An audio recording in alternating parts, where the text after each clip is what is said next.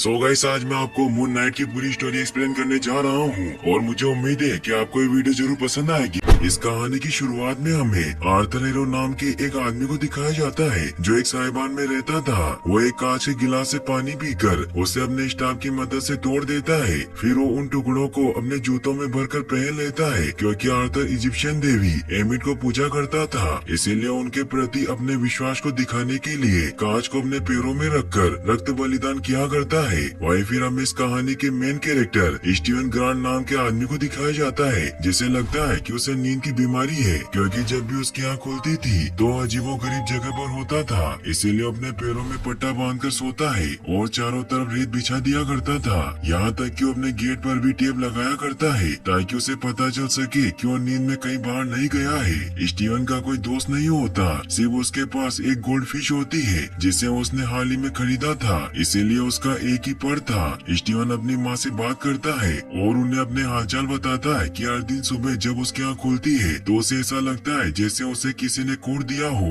फिर वो अपने काम पर निकल जाता है क्योंकि वो ब्रिटिश म्यूजियम के गिफ्ट शॉप में काम किया करता था। वो जब म्यूजियम पहुँचता है तो देखता है कि एक लड़की गीजा के पिरामिड के मॉडल में कचरा डाल रही है, तो उसे ऐसा करने से मना करता है और उसे एक इजिप्शियन ताबूत दिखाकर बताता है कि पुराने मिस्र के लोग एक हुक को नाक में घुसेड़कर सारे ऑर्गन बाहर निकाल लिया करते थे, सिर्फ वो दिल को ही बॉडी में छोड़ते थे क्योंकि वो मानते थे कि परलोक में इंसाफ साफ दिल देखकर ही किया जाएगा और सिर्फ अच्छे कर्म वाले ही मरने के बाद सुकून के मैदान में जा पाएंगे। तो वो लड़कियों से कहती है कि क्या तुम्हें बुरा नहीं लगा जब उन्होंने तुम्हें मैदान में घुसने नहीं दिया? तो स्टीवन उसे कहता है कि तुम्हें क्या कह रही हो, मैं तो अभी जिंदा हूँ। तभी वहाँ उसकी बॉस डोना आ जाती है जो उस पर गुस्सा होती है कि मैंने तुम्हें कितनी बार समझाया है कि तुम कोई टूर गाइड नहीं हो, फिर भी तुम वो बनने की कोशिश क्यों करते हो और तुम्हारा काम सिर्फ बच्चों को टॉफियां बेचना है। तो स्टीवन उन्हें सॉरी कहता है जिससे वहाँ से चली जाती है। तभी उसके पास डायलर नाम की लड़की आती है जो वही नेशनल आर्ट गैलरी में काम किया करती थी। वो स्टीव को अपनी डेट के बारे में याद दिलाती है कि हमें कल शाम 7 बजे डिनर करने जाना है,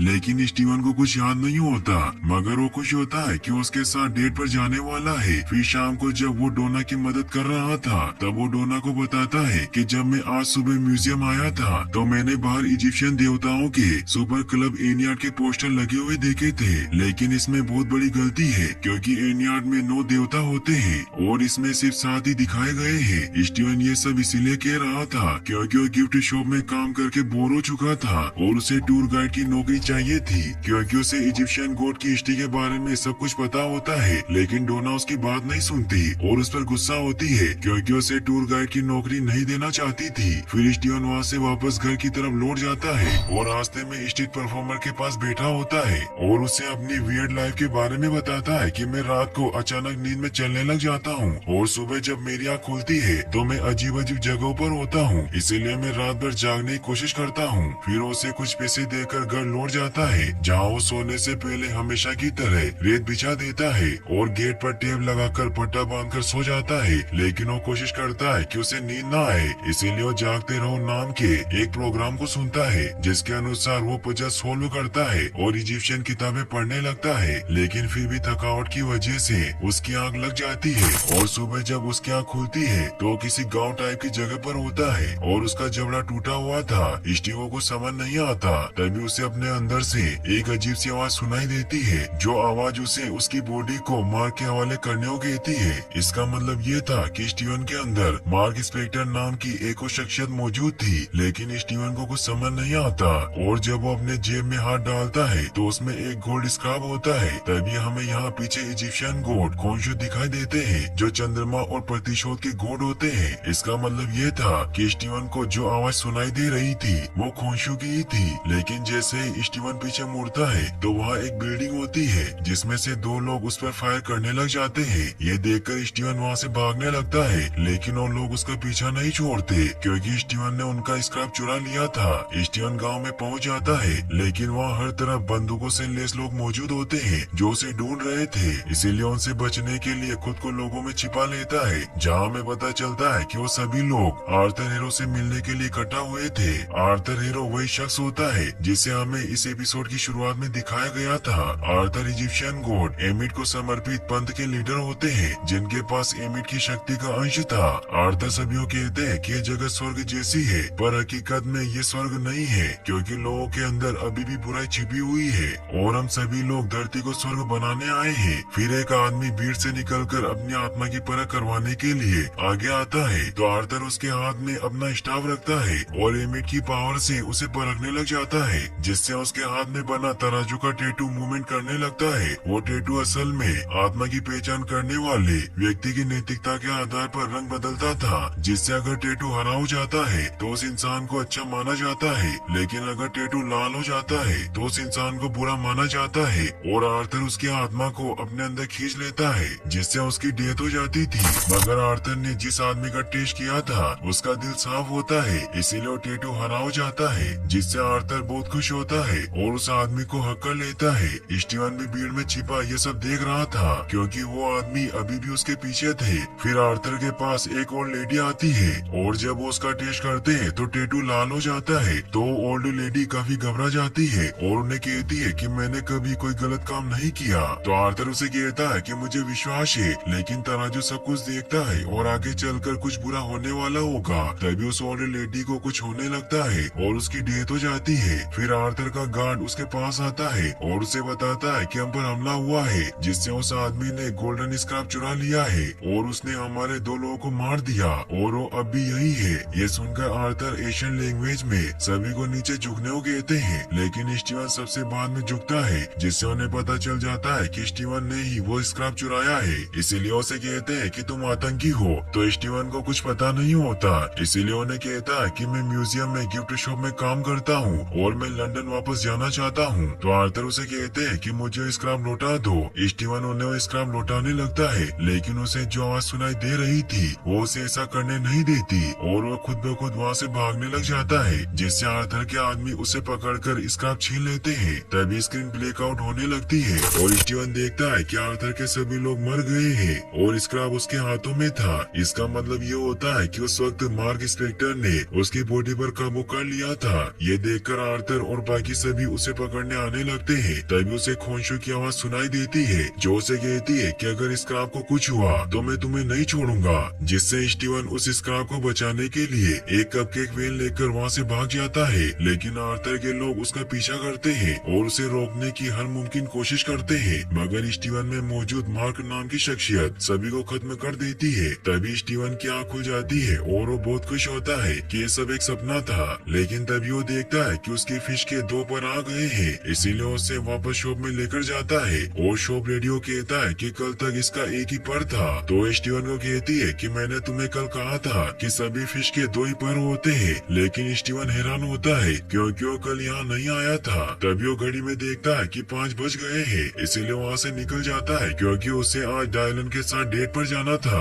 इसीलिए वो तैयार होकर रेस्टोरेंट पहुँच जाता है, जहाँ वो काफी देर तक डायलन का इंतजार करता है, लेकिन वहाँ नहीं आती। इसीलिए उसे फोन लगाता है तो डायलन उस पर गुस्सा होती है कि मैंने तुम्हें फ्राइडे को डेट पर आने को कहा था और अब तुम 2 दिन बाद मुझे कॉल कर रहे हो। इससे स्टीवन काफी परेशान हो जाता है क्योंकि आज संडे था और उसे अपने पिछले 2 दिन के बारे में कुछ याद नहीं होता। इसका मतलब ये था कि उसने सपने में जो कुछ भी देखा था वो हकीकत थी। डायलर की वजह से उदास हुआ स्टीवन घर लौट जाता है, लेकिन अपनी मॉम को इस बारे में नहीं बताता और उनसे झूठ कहता है कि उसकी डेट बहुत अच्छी रही। स्टीवन काफी परेशान होता है, लेकिन तभी वो देखता है कि फर्श पर टेबल के खिसकाने के निशान बने हुए हैं, जहाँ वो देखता है कि ऊपर एक हिडन एरिया में एक मोबाइल और की रखी हुई है। वो जब उस मोबाइल को ऑन करता है तो उसमें लाइला नाम की किसी लड़की के कई सारे मिस्ड कॉल थे। तभी लाइला का कॉल आता है तो स्टीवन उस कॉल को पिक कर लेता है। लाइला उसे कहती है कि शुक्र है कि मार्क तुम जिंदा हो और मैं तुम्हें कई महीनों से कॉल और मैसेजेस कर रही हूँ और मुझे लगा कि तुम्हें कुछ हो गया है। स्टीवन उसे कहता है कि तुम कौन हो और तुमने मुझे मार क्यों कहा, लेकिन वो कॉल कट कर देती है। स्टीवन बहुत परेशान होता है क्योंकि उसे खोंशों की जो आवाज सुनाई दे रही थी उसने भी उसे माँ की शख्सियत के बारे में कहा था। वो लाइला को फिर से कॉल लगाता है, लेकिन तभी उसे माँ की आवाज सुनाई देने लगती है, लेकिन उसे लगता है कि कोई उसके साथ मजाक कर रहा है, इसीलिए वो वॉशरूम की तरफ जाता है, लेकिन वहाँ कोई नहीं होता, मगर उसे शीशे में खुद की एक अलग ही शख्सियत नजर आती है। स्टीवन परेशान होता है, तभी वहाँ लाइट ब्लिंक करने लगती है और सभी चीजें नीचे गिरने लग जाती है, इसीलिए स्टीवन वहाँ से लिफ्ट की तरफ भागता है, लेकिन तभी उसे इजिप्शियन गॉड खोंशू नजर आते हैं जो उसकी तरफ बढ़ रहे थे, लेकिन वो अचानक बस में पहुंच जाता है। सभी उसकी वियर्ड हरकतें देख उसे पागल समझते हैं, लेकिन स्टीव को खोंशू दिखाई देते हैं, लेकिन अचानक वो कहीं गायब हो जाते हैं। फिर स्टीवन जब स्टॉप पर उतरता है तो उसे बस में आर्थर हेरो भी दिखाई देता है, जिससे वो और ज्यादा डर जाता है और वो म्यूजियम आकर सिक्योरिटी ऑफिसर जेबीओ कहता है कि कोई मेरा पीछा कर रहा है, इसीलिए तुम किसी को अंदर आने मत देना। लेकिन जेबीओ से कहता है कि ये म्यूजियम है, इसीलिए मैं किसी को नहीं रोक सकता। फिर स्टीवन जब अंदर आता है तो वो देखता है कि आर्थर भी वहाँ आ गया था। आर्थर उसे कहता है कि मुझे लगा कि तुमने झूठ कहा कि तुम यहाँ काम करते हो। स्टीवन उससे काफी डर जाता है क्योंकि उसने वहाँ एक ओल्ड लेडी को जान से मार दिया था, इसीलिए वो सभी को वहाँ उसे आर्थर से बचाने को कहता है, लेकिन सभी के हाथ में एमिट के निशान थे। इसका मतलब ये था कि वो भी एमिट को मानते थे। आर्थर उसे कहता है कि इसका मेरा नहीं है, वो एमिट का है, इसीलिए वो मुझे दे दो। और वो उसे एमिट के बारे में बताते हैं कि वो एक इजिप्शियन देवी है और ये पापियों की पहली यमराज थी जो हमारे उम्र भर के कर्म देखकर हमारा इंसाफ करती है और उन्हें सब कुछ पता है जो हमने किया है और हम करने वाले हैं। स्टीवन काफी डर जाता है, लेकिन कोई उसे वहाँ से जाने नहीं देता।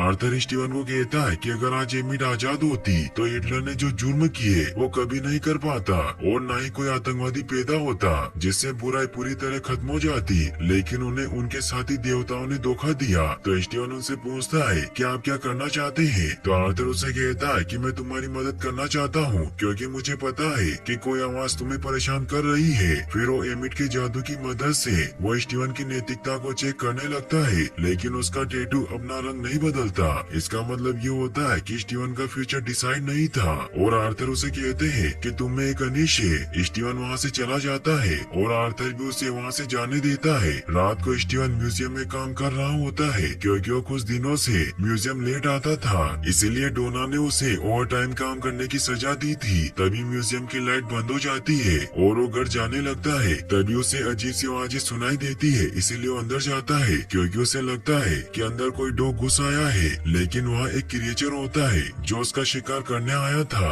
ये देखकर स्टीवन काफी डर जाता है। तभी उसे आर्थर की आवाज सुनाई देने लगती है जो स्टीवन से कहता है कि मुझे स्क्रैप दे दो और उसके बदले में तुम्हारी जान बख्श दूंगा। वो क्रिएचर स्टीवन के पीछे पड़ जाता है और स्टीवन उसे बचता हुआ भागने लगता है और वो खुद को वॉशरूम में बंद कर लेता है। स्टीवन को वहाँ मार की आवाज सुनाई देने लगती है और वो उसे कहता है कि मैं तुम्हें बचा सकता हूँ, लेकिन तुम इस बार मेरे खिलाफ मत जाना और इसके लिए तुम्हें खुद को मुझे सौंपना होगा। लेकिन स्टीवन उसे मना कर देता है। तो मार्क उसे कहता है कि वो क्रिएचर गेट तोड़ने वाला है, इसीलिए हमारे पास वक्त नहीं है। तो स्टीवन काफी डर जाता है और उसे लगता है कि वो सपना देख रहा है, इसीलिए वो खुद को चाटे मारने लगता है, लेकिन ये सब असली था। मार्क उसे कहता है कि तुम्हें कुछ नहीं होगा, मुझे हमें बचाने दो। तो स्टीवन मान जाता है। तभी स्टीवन को कुछ होने लगता है और वो क्रिएचर भी अंदर आ जाता है, लेकिन लड़ाई में स्टीवन मार्क की वजह से मून नाइट में बदल जाता है और यहाँ फाइनली हम मून नाइट को देख पाते हैं जो उस क्रिएचर को बेरहमी से मारकर खत्म कर देता है।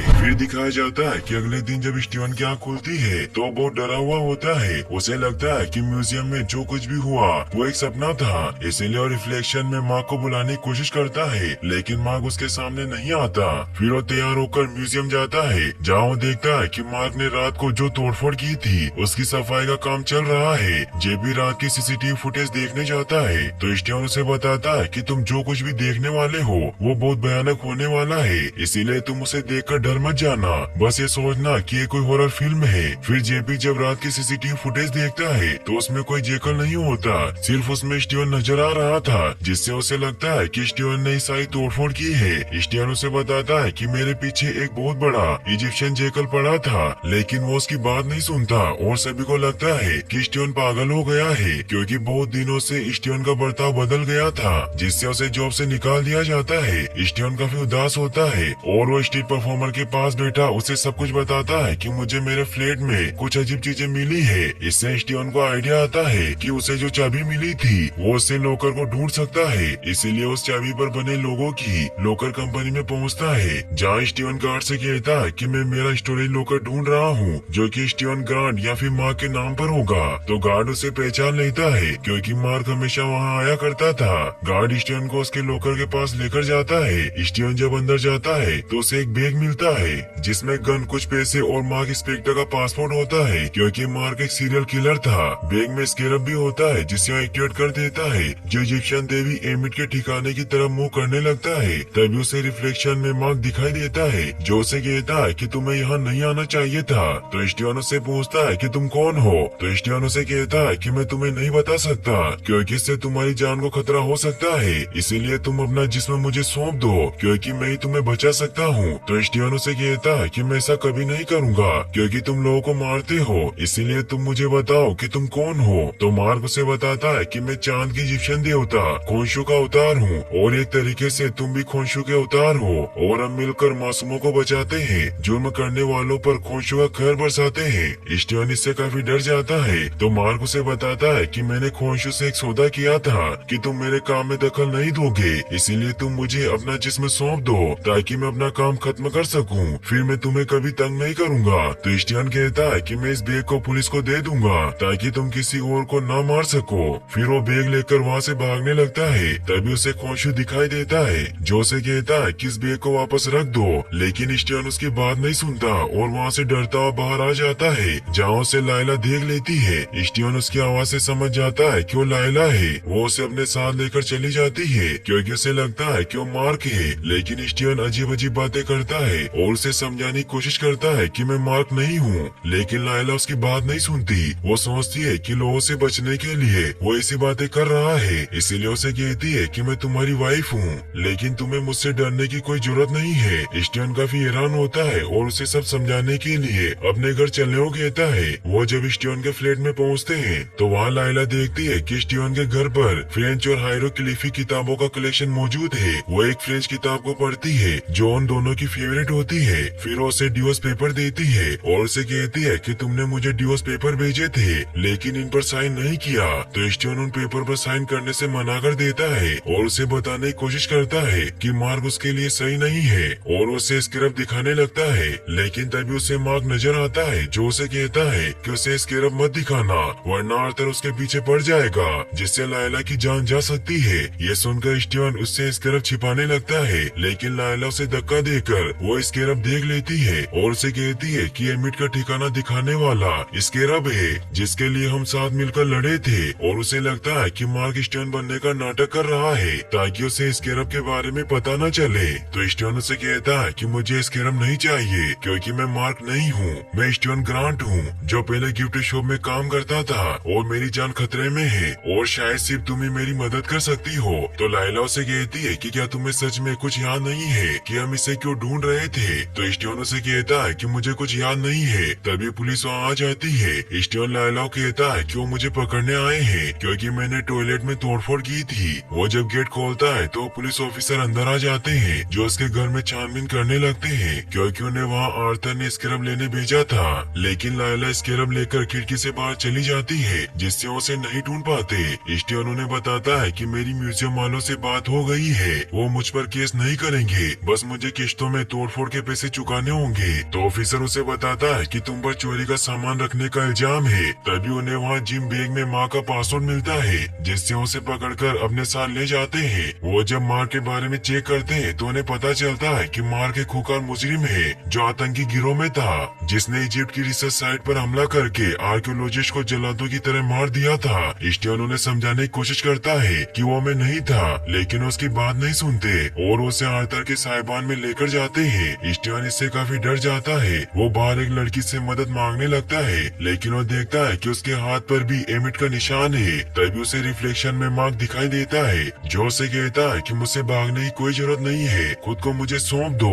तो स्टीवन उसे कहता है कि मैं ऐसा कभी नहीं करूँगा क्योंकि मैंने देखा कि तुमने उन मासूमों को किस तरह मारा था। तभी आर्थर आ जाता है जो स्टीवन को बाहर निकालकर उसकी हथकड़ी खोल देता है और ऑफिसर वहाँ से चले जाते हैं। आर्थर स्टीवन से कहता है कि मैं तुम्हारा भाग्य नहीं देख सका क्योंकि तुम खोंशू के अवतार हो और तुम्हें मार्क और खोंशू की अजीब अजीब आवाजें सुनाई देती है, लेकिन मेरे पास इसका इलाज है। तभी स्टीवन को खोंशू दिखाई देता है जो उसे आर्थर को मारने को कहता है, लेकिन आर्थर उसे कहता है कि तुम्हें उसकी हर एक बात मानने की जरूरत नहीं है और मैं तुम्हें कुछ दिखाना चाहता हूँ। फिर उसे बताता है कि पहले इस इलाके में बहुत से जुर्म हुआ करते थे जिससे यहाँ के लोग बहुत दुखी थे, लेकिन अब ये सब एमिट की वजह से सुरक्षित है और रात को दरवाजा खुला छोड़कर सोते हैं। फिर उसे साहिबान के अंदर लेकर जाता है। कोंशु को गुस्सा आता है क्योंकि स्टियानो उसकी बात नहीं सुन रहा था, इसीलिए वहाँ कुछ चीजें गिराने लगता है। तो आर्थर उसे कहता है कि डरो मत, वो तुम्हारे बिना कुछ नहीं कर पाएगा और उसके देवताओं में भी कोई इज्जत नहीं है,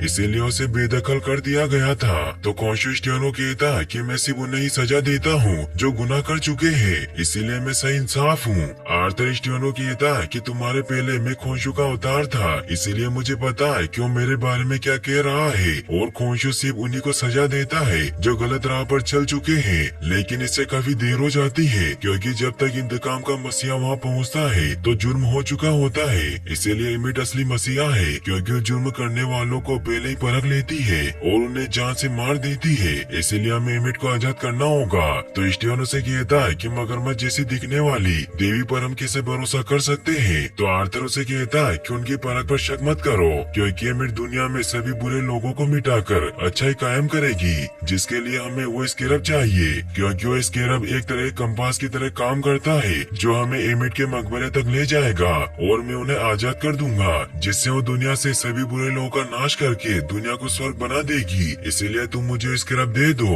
तो स्टियानो से कहता है कि मेरे पास स्केरब नहीं है। तो आर्थर उसे कहता है कि तुम ये तो जानते होंगे कि वो किसके पास है। तभी स्टियानो को रिफ्लेक्शन में मार्क दिखाई देता है जो स्टियानो कहता है कि लायला का नाम मत लेना और मुझे अपना जिस्म दे दो। आर्थर समझ जाता है कि स्टियानो मार्क से बात कर रहा है, इसीलिए वो मार्क को कहता है कि तुम्हें खोंशु ने क्या कहा था कि ये तुम्हारा आखिरी मिशन होगा, लेकिन ऐसा नहीं है क्योंकि मैं पहले उसका अवतार रह चुका हूँ और मुझे पता है कि वो कितना बड़ा झूठा है। तो स्टियानो आर्थर को कहता है कि अगर एमिट किसी इंसान के बुरे बनने से पहले ही उसे परख लेती है तो इसका मतलब ये है कि वो एक निर्दोष इंसान को परख रही है, क्योंकि सोचने से इंसान बुरा नहीं बनता। जैसे मैं हर रोज सोचता हूँ कि मैं अपने बॉस को मार दूंगा, लेकिन मैं उसे असल में नहीं मारूंगा। और अगर एक बच्चा 30 साल की उम्र में जुर्म करने वाला है तो एमिट उसे आज ही मार देगी और वो वहाँ मौजूद सभी लोगों को समझाने की कोशिश करता है कि मासूम लोगों को मारना एक जुर्म है और क्या यहाँ किसी को इस बात से इतराज नहीं है। लेकिन वो सभी आर्थर के साथ थे।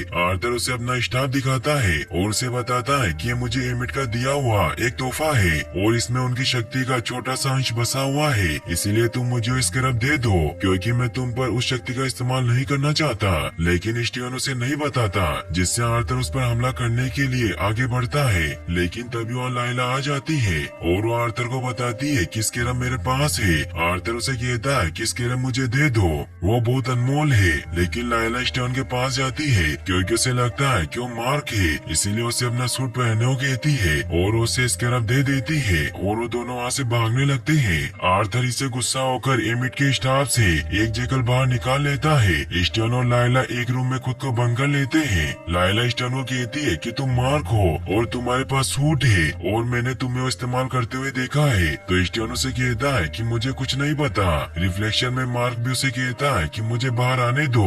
स्टियानो को कुछ समझ नहीं आता, वो काफी परेशान हो जाता है। वो लायला से कहता है कि मैं उनसे नहीं लड़ सकता। तो लायला उसे कहती है कि हम कोई दूसरा रास्ता निकाल लेंगे। तभी वहाँ जेकल आ जाता है, लेकिन लायला को दिखाई नहीं देता और वो जेकल स्टियानो पर अटैक करके उसे बिल्डिंग से नीचे गिरा देता है। तभी स्टियानो सूट सूट चिल्लाने लगता है, जिससे वो मिस्टर नाइट के सूट में आ जाता है जो कि स्टियानो को खोंशु का दिया हुआ एक सूट था जिसमें स्टियानो के हथियार के रूप में ट्रंचियोन थे। लेकिन स्टियानो को समझ नहीं आता कि ये क्या चीज है। मार्क उसे कहता है कि तुमने ये क्या पहन लिया है। तो स्टियानो से कहता है कि मैं इसमें बहुत अच्छा लग रहा हूँ। तभी उस पर जेकल अटैक कर देता है जो स्टियानो को मारने लगता है। लायला भी नीचे आ जाती है, लेकिन उसे जेकल दिखाई नहीं देता।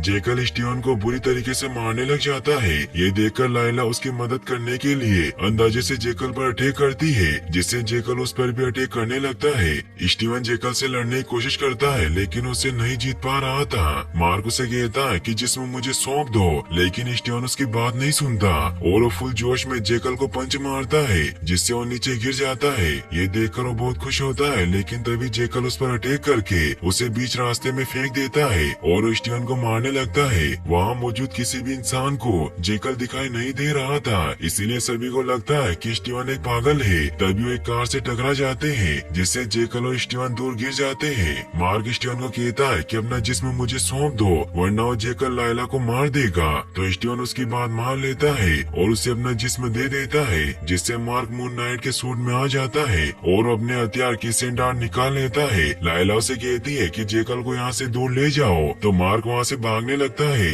जिससे वो जेकल उसका पीछा करता है और मार्क उसे पकड़कर एक शिकर में घोंप देता है, जिससे वो जेकल नष्ट हो जाता है और वो वापस अपने असली रूप में आ जाता है। लेकिन मार्क देखता है कि उसकी जेब में स्केरब नहीं है, जिससे वो बहुत गुस्सा होता है। वही हमें उस स्केरब को दिखाया जाता है जो एक भिखारी को मिल जाता है। लेकिन तभी आर्थर वहाँ जाता है जो उस स्केरब को लेकर उस भिखारी को जान से मार देता है। लायला भी ये देख लेती है और वहाँ से भाग जाती है। वही मार्क काफी दुखी होता है। स्टीवन उसे कहता है कि मुझे रिफ्लेक्शन में बहुत बुरा लग रहा है और मैं अपनी जगह से हिल भी नहीं पा रहा हूँ, इसीलिए तुम मुझे अपना जिस्म दे दो। तो मार्क उसे कहता है कि तुमने हमेशा मुझे हावी होने से रोका है, इसलिए मैं तुम्हें जिस्म नहीं दूंगा और तुम बिना मेरी इजाजत के जिस्म नहीं ले सकते। तो स्टीवन उसे कहता है कि तुम ऐसा नहीं कर सकते, तुमने मेरी जिंदगी बर्बाद कर दी है और तुम्हारी वजह से मेरी जॉब चली गई। तो मार्क उसे कहता है कि जब काम पूरा हो जाएगा, जब मैं तुम्हारा कर्जा चुका दूंगा और तुम्हारी जिंदगी से पूरी तरह से गायब हो जाऊंगा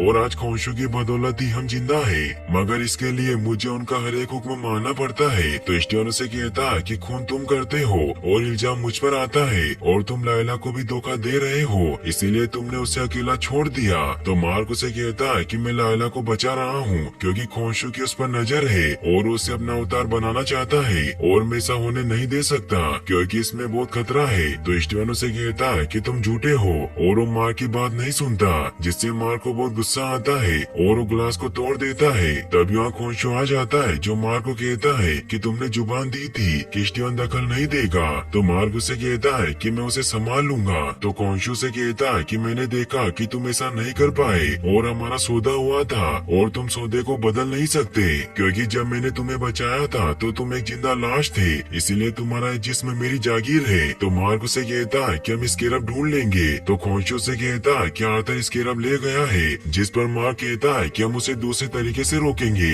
और एमिट तक उससे पहले पहुंचेंगे और मैं कुछ भी करके ये मिशन पूरा करके रहूंगा, फिर तुम मुझे आजाद कर देना। तो खोंशो से कहता है कि तुम्हें काम करने में मजा आता है और हम एक दूसरे के बिना कुछ नहीं है और अगर तुम्हें इससे इतराज है तो मेरा अगला अवतार तुम्हारी पत्नी होगी और इस बात से तुम्हें इतराज होगा और इजिप्ट जाने के लिए निकल जाते हैं। फिर हमें दिखाया जाता है कि मार्क होटल में बैठा हुआ ड्रिंक कर रहा होता है और जब वो खिड़की खोलता है तो हमें पता चलता है कि वो कायरो आ गया था। वहीं फिर हमें लायला को दिखाया जाता है जो इजिप्ट जाने के लिए अपनी फ्रेंड लेग्रो से जाली पासवर्ड बनवा रही होती है क्योंकि उसे पता था कि मार्क हेरो को रोकने के लिए इजिप्ट के कायरो शहर में गया है। लेग्रो से कहती है कि 10 साल पहले तुमने जो प्राचीन चीजें चुराई थी, क्या तुम्हें उसका कोई डर नहीं है? तो लायला उन्हें कहती है कि मैं चोरी नहीं करती, बस मैं पहले से चुराई हुई चीजों को उनके असली हकदार तक पहुंचा देती हूँ और उसके बदले में जो कुछ भी मिलता है उससे गुजारा हो जाता है। तो लेग्रो से कहती है कि तुम्हारी जिन जगहों से यादें जुड़ी हुई है उन जगहों पर मत जाना क्योंकि इससे तुम्हारे पिता की मौत के जख्म हरे हो जाएंगे। तो लायला उनकी बात समझ जाती है और पासपोर्ट लेकर वहाँ से निकल जाती है। वहीं हमें रेगिस्तान में आर्थर हेरो और उसके साथियों को दिखाया जाता है जो इस करब की मदद से एमिट के ठिकाने की तरफ बढ़ रहे थे और फाइनली उन्हें वो जगह मिल जाती है जहाँ एमिट का मकबरा मौजूद था, जिससे वो सभी बहुत खुश होते हैं और उस जगह पर खुदाई करने की तैयारी स्टार्ट कर देते हैं। तभी वो पुलिस इंस्पेक्टर आर्थर को बताती है कि मार्क इंस्पेक्टर कायरो आ गया है क्योंकि वो हमें ढूंढ रहा है। तो आर्थर उसे कहता है कि मैं जानता हूँ मगर हमें एमिट को आजाद करने से कोई नहीं रोक सकता। वही हमें मार्क को दिखाया जाता है क्योंकि पिछले एपिसोड में मार्क ने स्टीवन को वापस जिस्म नहीं सौंपा था। मार्क एक आदमी के पीछे होता है ताकि वो जान सके कि एमिट का ठिकाना कहाँ है, लेकिन आर्थर के लोग उस आदमी को जान से मार देते हैं। वो मार्क को कहते हैं कि तुम हेरो तक कभी नहीं पहुँच पाओगे और वो तीनों मार्क पर हमला करने लगते हैं, जिससे मार्क और उन तीनों गुंडों के बीच फाइट स्टार्ट हो जाती है। मार्क एक गुंडे को मारने लगता है लेकिन तभी रिफ्लेक्शन में उसे स्टीवन दिखाई देता है जो उसे ऐसा करने से मना करता है। तभी ब्लैकआउट होने की वजह से वो अचानक टैक्सी में आ जाता है। मार्क को कुछ समझ नहीं आता, तभी उसे बाहर आर्थर के गुंडे दिखाई देते हैं, इसीलिए उनका पीछा करने लग जाता है। वो एक गुंडे को पकड़ लेता है मगर तभी उसे फिर से स्टीवन दिखाई देता है जो उसे ऐसा करने से मना करता है और गुंडे मौका पाकर उस पर पीछे से हमला कर देते हैं। मगर तभी फिर से ब्लैकआउट होता है जिससे वो एक अलग ही जगह पर पहुंच जाता है जहां मार्क ने उन 3 में से 2 गुंडों को मार दिया था मार्को को समझ नहीं आता कि उन्हें किसने मारा है और उसे लगता है कि स्टीवन ने उससे करवाया है। मार्क उन 3 गुंडों में से एक से पूछने लगता है कि एमिट का ठिकाना कहाँ है, लेकिन वो कुछ नहीं बताता। तभी उसे खोंशू की आवाज आती है जो उसे कहता है कि उसे किनारे पर लेकर जाओ। तो मार्क उसे कहता है कि एक बच्चा है, जिस पर खोंशू कहता है कि उसे डराओ जिससे वो बता दे कि आर्थर का ठिकाना कहाँ है। तो मार्क उसकी बात मानकर उसे क्लिफ से नीचे लटका देता है और उससे पूछने लगता है कि आर्थर कहाँ है, लेकिन उसे कुछ नहीं बताता और एमिट का नाम लेकर इसका काट देता है जिससे उसकी नीचे गिरने की वजह से डेथ हो जाती है। मार्क ये देखकर काफी परेशान हो जाता है तो खोंशू से कहता है कि मुझे लगा था कि वो सब कुछ बता देगा, लेकिन उसने ऐसा नहीं किया। मार्क स्टीवन से कहता है कि क्या तुम पागल हो गए हो, तुमने उन गुंडों को क्यों मारा। तो स्टीवन उसे कहता है कि मैंने उन्हें नहीं मारा, मारने का शौक तो तुम्हें है। तो मार्क उसे कहता है कि मैंने किसी को नहीं मारा, जिस पर स्टीवन कहता है कि अगर तुम चाहते हो कि वो लाशें न बिछे तो खोंशू की बात मानना छोड़ दो। लेकिन मार्क उसकी बात नहीं सुनता और उसे कहता है कि आइंदा से मेरे काम में टांग मत अड़ाना। मार्क खोंशू से कहता है कि इन आदमियों के जरिए तो हमें आर्थर का कुछ पता नहीं चला, मगर हमें उसे ढूंढने का कोई और तरीका निकालना होगा। लेकिन खोंशू कुछ नहीं कहता तो मार्क उसे कहता है कि क्या हम बाकी देवताओं की मदद नहीं ले सकते और क्या वो यूं ही किसी को भी एमिट को आजाद करने देंगे। तो खोंशू से कहता है कि मैं देवताओं की सभा नहीं बुला सकता, क्योंकि अगर उन्हें गुस्सा आया तो मुझे पत्थर की मूर्ति बना सकते हैं। तो मार्क उसे कहता है कि हमारे पास दूसरा रास्ता नहीं है। तो खोंशू आसमान में चला जाता है और देवताओं का ध्यान अपनी तरफ खींचने के लिए दिन को रात में तब्दील कर देता है, जिससे हर तरफ अंधेरा हो जाता है। आर्थर भी ये देख लेता है और वो समझ जाता है कि खोंशू ने देवताओं की सभा बुलाई है, लेकिन वो अपने सभी साथियों को कहता है कि तुम सब खोदते रहो और चाहे जो कुछ भी हो जाए तुम खोदना बंद मत करना। वहीं खोंशू मार्क को एक जगह पर लेकर जाता है और उसे बताता है कि सभी देवता अपने अवतार को बुला रहे हैं। तो मार्क उसे कहता है कि वो तो पूरी दुनिया में फैले हुए हैं, इसीलिए वो यहाँ कैसे आएंगे। तो खोंशू से बताता है कि एमियट यानी कि देवताओं के कक्ष का दरवाजा कहीं भी कभी भी खुल सकता है, जो तुम्हें उनके कक्ष यानी कि गिजा के पिरामिड में ले जाएगा। तभी अचानक वहाँ एक दरवाजा खुलने लगता है और खोंशू से बताता है कि पिछली बार जब मैंने देवताओं के सामने अपनी बात रखी थी तो मुझे बेदखल कर दिया गया था, इसीलिए तुम्हें हीरो के खिलाफ मजबूत दलीलें पेश करनी होगी ताकि वो हमारी बात पर विश्वास कर सके कि हीरो एमिट को आजाद कर रहा है। फिर खोंशू वहाँ से जाने लगता है तो मार्क उसे कहता है कि क्या तुम मेरे साथ नहीं आओगे। तो खोंशू से कहता है कि मैं जरूर आऊंगा। फिर मार्क उस गेट के अंदर जाता है। स्टीवन भी रिफ्लेक्शन में ये सब देखकर हैरान हो जाता है कि वो गिजा के पिरामिड के अंदर चले गए हैं। तभी वहाँ ओसाइरिस, होरुस, इसिस, टेफनुत और हेतोर के अवतार आर्थर का न्याय करने के लिए आने लग जाते हैं। तभी वहाँ हेतोर के अवतार यसन मार्क से कहती है कि खोंशू कभी ड्रामे करने से बाहर नहीं आता, मगर उसने तुम्हें हेतोर के बारे में तो बताया ही होगा, जो संगीत और प्रेम की देवी है। तो मार्क उसे कहता है कि खोंशू को देवताओं का जिक्र करना पसंद नहीं है, उन्हें बस खून खराबा पसंद है। तो यसन उसे कहती है कि ऐसा कैसे हो सकता है, क्योंकि हेतोर ने मुझे बताया कि कुछ वक्त पहले तक खोंशू को उसकी दूने पसंद थी। तभी वहाँ बाकी के अवतार भी आ जाते हैं, जिनके जहन में उनके गोट की आत्मा आ जाती है और मार्क में भी खोंशू की आत्मा आ गई थी। इसीलिए ओसाइरिस खोंशू से कहता है कि हमें तुम्हारे अंदाज और हथियारों से इतराज है और उसी वजह से तुम पहले भी बेदखल हो चुके हो, और अगर आइंदा तुमने आसमान को छेड़ने की कोशिश की तो हम तुम्हें पत्थर में कैद कर देंगे। तो खोंशू ने कहता है कि मैं बेदखल हुआ पर तुम सबकी तरह इंसानियत से मुंह नहीं मोड़ा। तो रस उसे कहता है कि हमने उनसे मुंह नहीं मोड़ा, बल्कि उन्होंने हमसे मोड़ा है, इसलिए हमें सिर्फ अवतारों पर भरोसा है कि हमारा काम बिना तमाशा किए चुपचाप करेंगे। तो खोंशू ने कहता कि अवतार कुछ नहीं कर सकते, इसीलिए देवलोक में आराम छोड़कर वापस धरती पर लौट आओ, वरना तुम सभी दुनिया खो बैठोगे। तो ओसाइरिस उसे कहता है कि अवतार का काम सिर्फ नजर रखना है और हमने सालों पहले फैसला किया था कि इंसानी मामलों में दखल नहीं देंगे, इसीलिए तुम हमें बताओ कि तुम क्या चाहते हो। तो खोंशू ने कहता कि आर्थर एमिट को रिहा करने की साजिश कर रहा है। तो सभी देवता हीरो को वहाँ बुलाते हैं, मगर हीरो वहाँ सबके सामने मासूम बनने का नाटक करता है, इसीलिए वो सभी को कहता है कि मैं यहाँ एमिट को आजाद करने नहीं बल्कि घूमने आया हूँ। और वो खोंशू पर इल्जाम लगा देता है कि खोंशू तब से एमिट के मकबरे को ढूंढ रहे हैं जब से मैं उनका अवतार था, और ये जलन की वजह से साजिश कर रहे हैं, और आप एक ऐसे देवता का भरोसा नहीं कर सकते जो खुद एक कलंक हो, और उनका अवतार मार्क बीमार है और उसे तो ये तक नहीं पता कि वो कौन है, और इसके अंदर दो शख्सियत मौजूद है, और मैंने इसे खुद से बात करते और खुद को धमकाते देखा है, इसलिए आदमी पूरी तरीके से पागल है। इससे खोंशू को गुस्सा आ जाता है और आर्थर पर अटैक करने लगता है, लेकिन वो साइरिस उसे रोक लेते हैं और उसे कहते हैं कि इस कक्ष में हिंसा करना मना है। आर्थर सभी को कहता है कि माँ का दिमागी संतुलन सही नहीं है, इसलिए खोंशू इसका इस्तेमाल कर रहा है और आपको उसे रोकना होगा।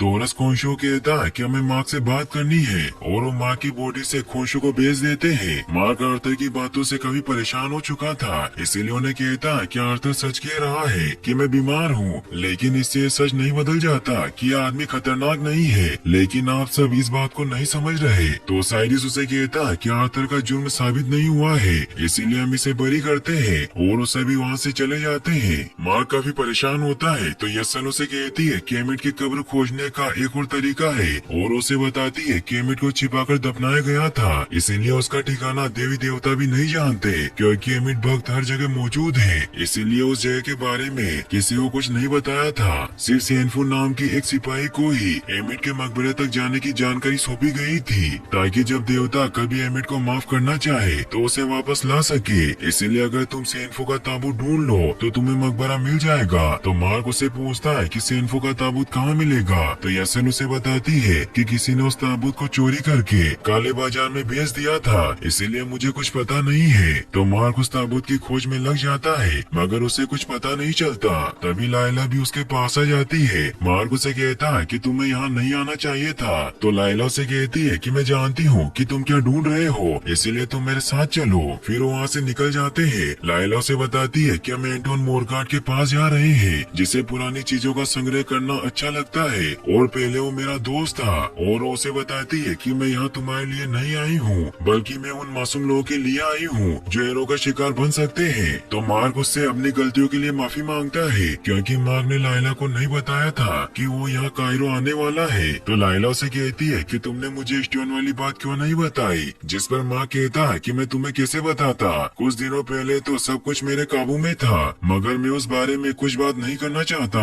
तो लाइला उसे हौसला देती है और कहती है कि हम मिलकर सब कुछ ठीक कर सकते हैं। तो मार्क उसे कहता है कि अब बहुत देर हो चुकी है, इसीलिए हमें प्लानिंग कर लेनी चाहिए। फिर वो एंटोन के इलाके में पहुंच जाते हैं, जहाँ बहुत सारे लोग मौजूद थे, क्योंकि एंटोन ने वहाँ पूरा गांव बसा रखा था और उनके पास बंदूकें भी थी। तभी मार्क देखता है कि कुछ आदमी उनका पीछा कर रहे हैं, जिससे वो समझ जाते हैं कि एरो के लोग उनका पीछा कर रहे हैं। इसीलिए लाइला उसे कहती है कि हमें जल्दी से अपना काम करना होगा और मैंने तुम्हारी नकली आइडेंटिटी बनाई है, इसलिए तुम्हारा नाम रूफिनो है और हम अभी अभी हनीमून मनाकर लौटे हैं। फिर वो दोनों एंटोन के सिक्योरिटी हेड बेग से मिलते हैं, जो लाइला को बताता है कि एंटोन अभी एल मेमा गेम खेल रहा है, इसीलिए आपसे थोड़े वक्त बाद मिलेंगे। लाइला और मार्क थोड़ी देर इंतजार करते हैं और एंटोन उनसे मिलने आता है। वो लाइला को देखकर खुश होता है और उन्हें बताता है कि मैं पुरानी चीजों को संभालने का काम बहुत सीरियसली करता हूँ, क्योंकि मुझे लगता है कि मैं इन पुरानी चीजों की हिफाजत कर रहा हूँ। फिर वो दोनों सेनफू के ताबूत के पास जाते हैं, जहाँ लाइला देखती है कि असली ताबूत है और इस पर रूह के सफर के बारे में लिखा हुआ है,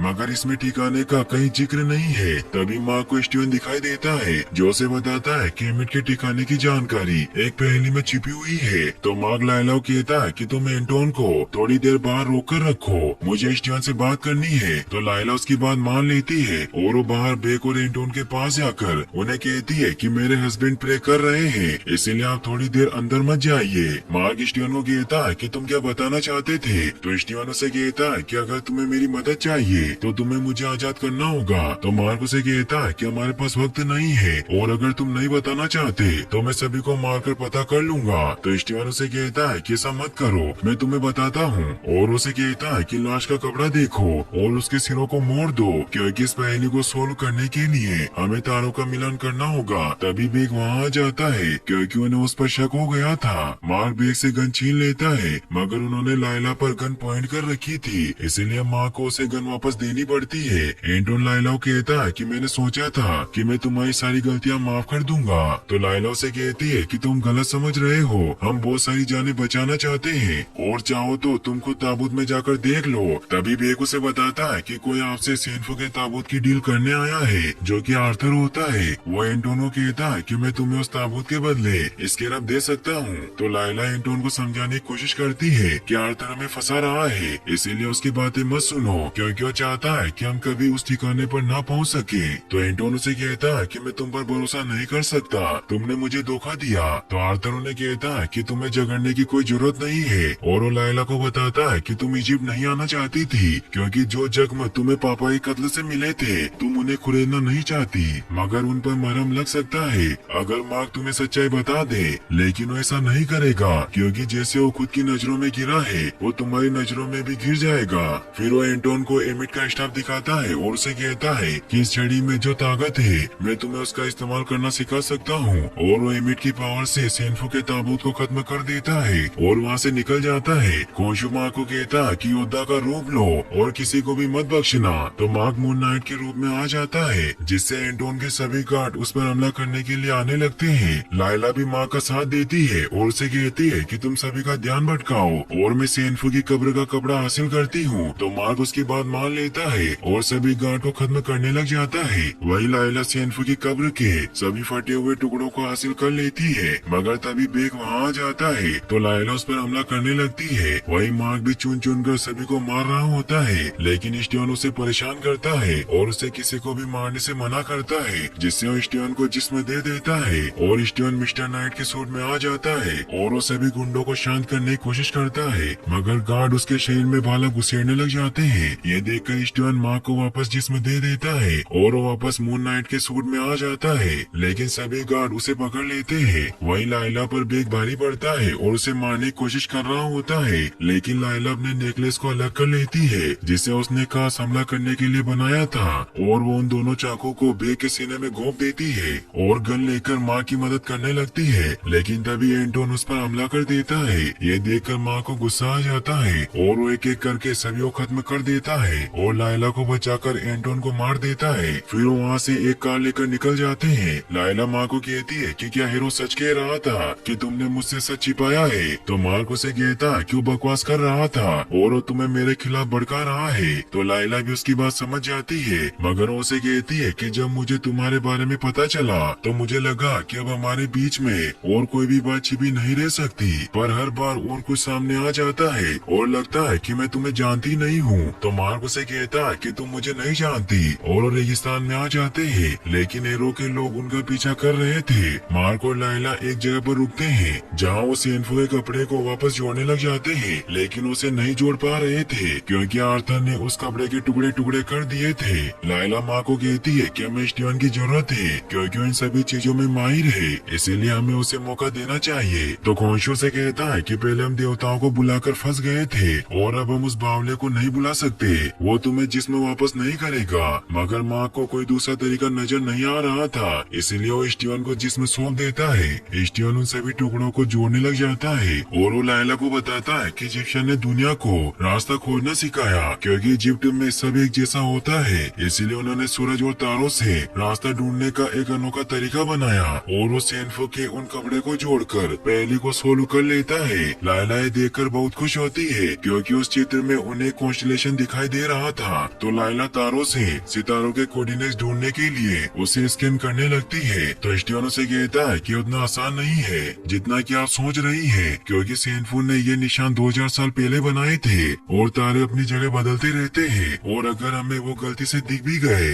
तो भी हम उस जमाने की असली जगह से मीलों दूर पहुंच जाएंगे। इसलिए जिस रात इसे बनाया गया था उसका आसमान देखे बिना इसे ढूंढना नामुमकिन है। तो खोशो से कहता है कि मुझे हर रात याद है, और वो दोनों खोशो के पीछे जाते हैं जहाँ खोशो स्टीवन को बताता है कि मैं उस रात का आसमान ला सकता हूँ, लेकिन मुझे उसकी कीमत चुकानी होगी क्योंकि मुझे देवता इस काम के लिए पत्थर की मूर्ति में कैद कर देंगे। मगर तुम मार्क से कहना कि वो मुझे छुड़वाने आए। फिर स्टीवन भी अपने सूट में आ जाता है और खोशो और स्टीवन मिलकर आसमान को पीछे करने लग जाते हैं, और वो स्पीड इतनी ज्यादा होती है कि तारों की अजीब सी लाइनें बनने लग जाती है जिसे सभी लोग देख पा रहे थे। और खोशो उस रात को वापस ले आता है और लायला को भी वो नक्षत्र नजर आ जाते हैं जिसकी मदद से वो एमिट के ठिकाने की लोकेशन पता करने लग जाती है। लेकिन खोशो के इस काम की वजह से देवताओं के कक्ष में 5 देवता खोशो को पत्थर में तब्दील करने लग जाते हैं, जिससे खोशो धीरे धीरे गायब होने लगता है, जिससे स्टीवन की ताकत भी धीरे धीरे खत्म हो रही थी। मगर लायला को एमिट की लोकेशन का पता चल जाता है, तभी खोशो भी पूरी तरीके से पत्थर की मूर्ति बनने की वजह से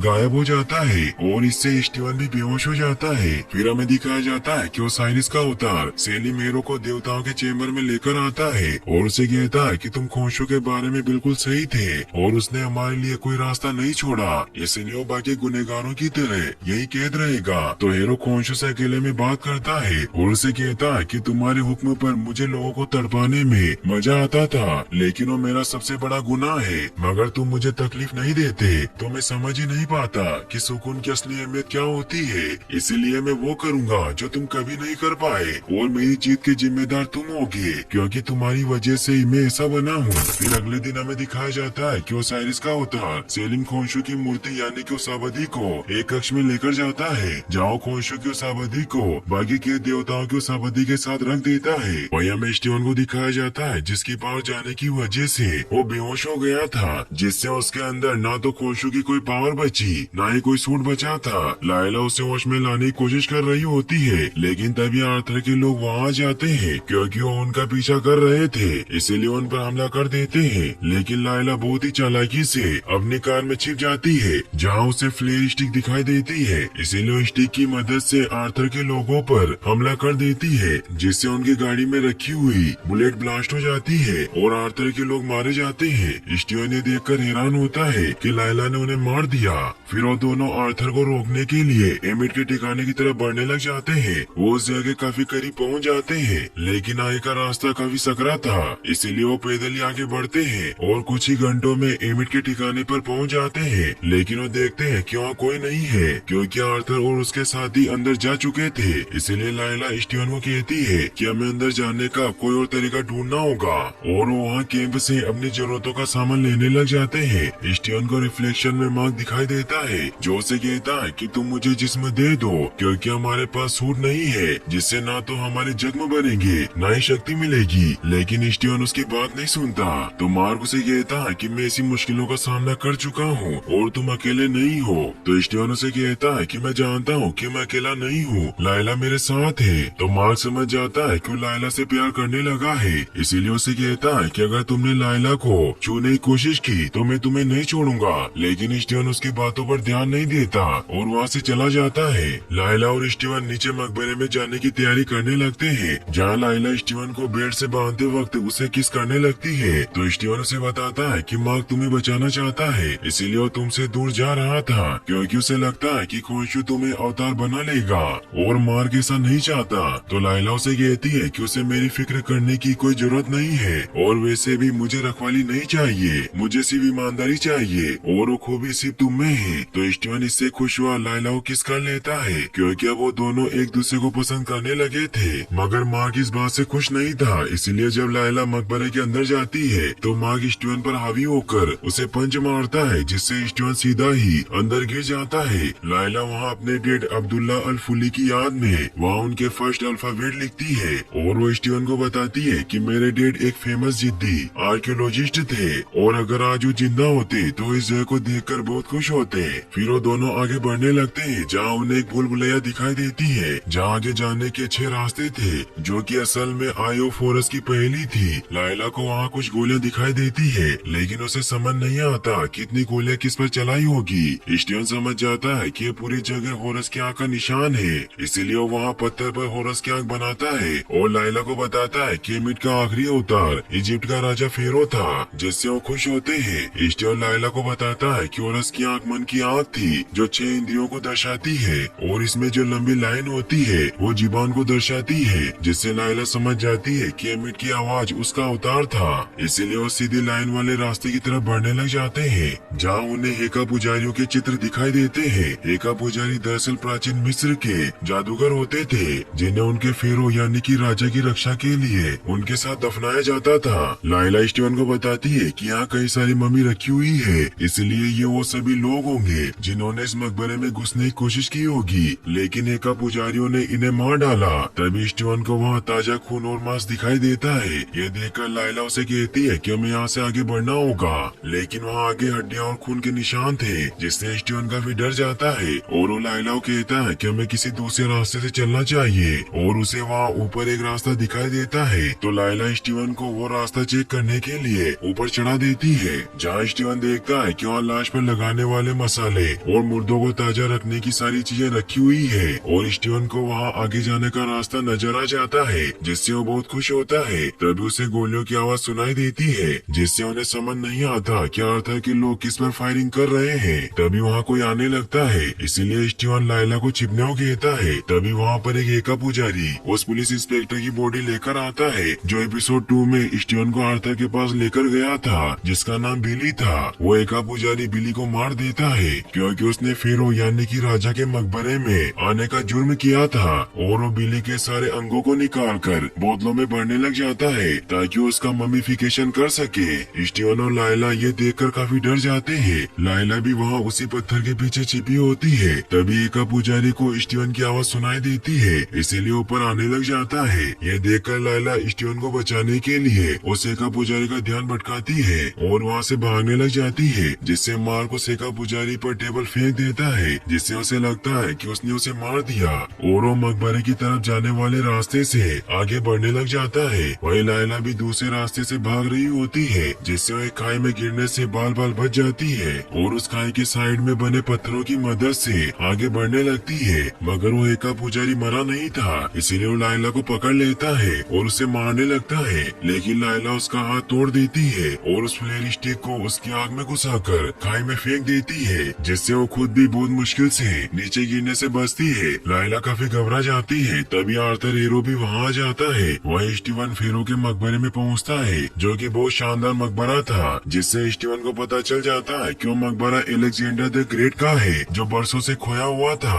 और उसे आज तक कोई नहीं ढूंढ पाया। वही आर्थर लायला को उसके डेड के बारे में बताता है कि तुम्हारे डेड अब्दुल्ला एल फुली तुम्हें प्यार से छोटू सी स्करा बुलाते थे और उन्हें इस बात से बेहद खुशी होगी कि उसकी बेटी इस बात की गवाह है कि इजिप्शियन देवता हमारे बीच रहते हैं, क्योंकि किसी को इस बात पर विश्वास नहीं था। फिर उसे बताता है कि तुम्हारे पापा को आतंकियों ने मारा था, लेकिन कोई नहीं जानता कि वो कौन थे। मगर मार्क सब कुछ जानता है, क्योंकि वो उस दिन वहाँ मौजूद था। इससे लायला काफी दुखी हो जाती है और वो आगे बढ़ने लगती है। वही मार्क स्टीवन को कहता है कि हमें अलेक्जेंडर का ताबूत खोलना होगा, क्योंकि इसमें एमिट की साबती होगी। तो स्टीवन वो ताबूत खोलता है, जिसमें अलेक्जेंडर द ग्रेट की मम्मी पड़ी हुई थी, लेकिन उसमें वो साबती नहीं होती जिसमें एमिट कैद थी। तो स्टीवन मार्क को बताता है कि अगर किसी चीज को हमेशा के लिए छिपाना है तो उसे ऐसी जगह पर छिपाया जाएगा जहाँ आम चोरों की नजर न जाए। तो मार्क उससे पूछता है कि वो जगह कौन सी है। तो मार्क को याद आता है कि अलेक्जेंडर एमिट की आवाज थे,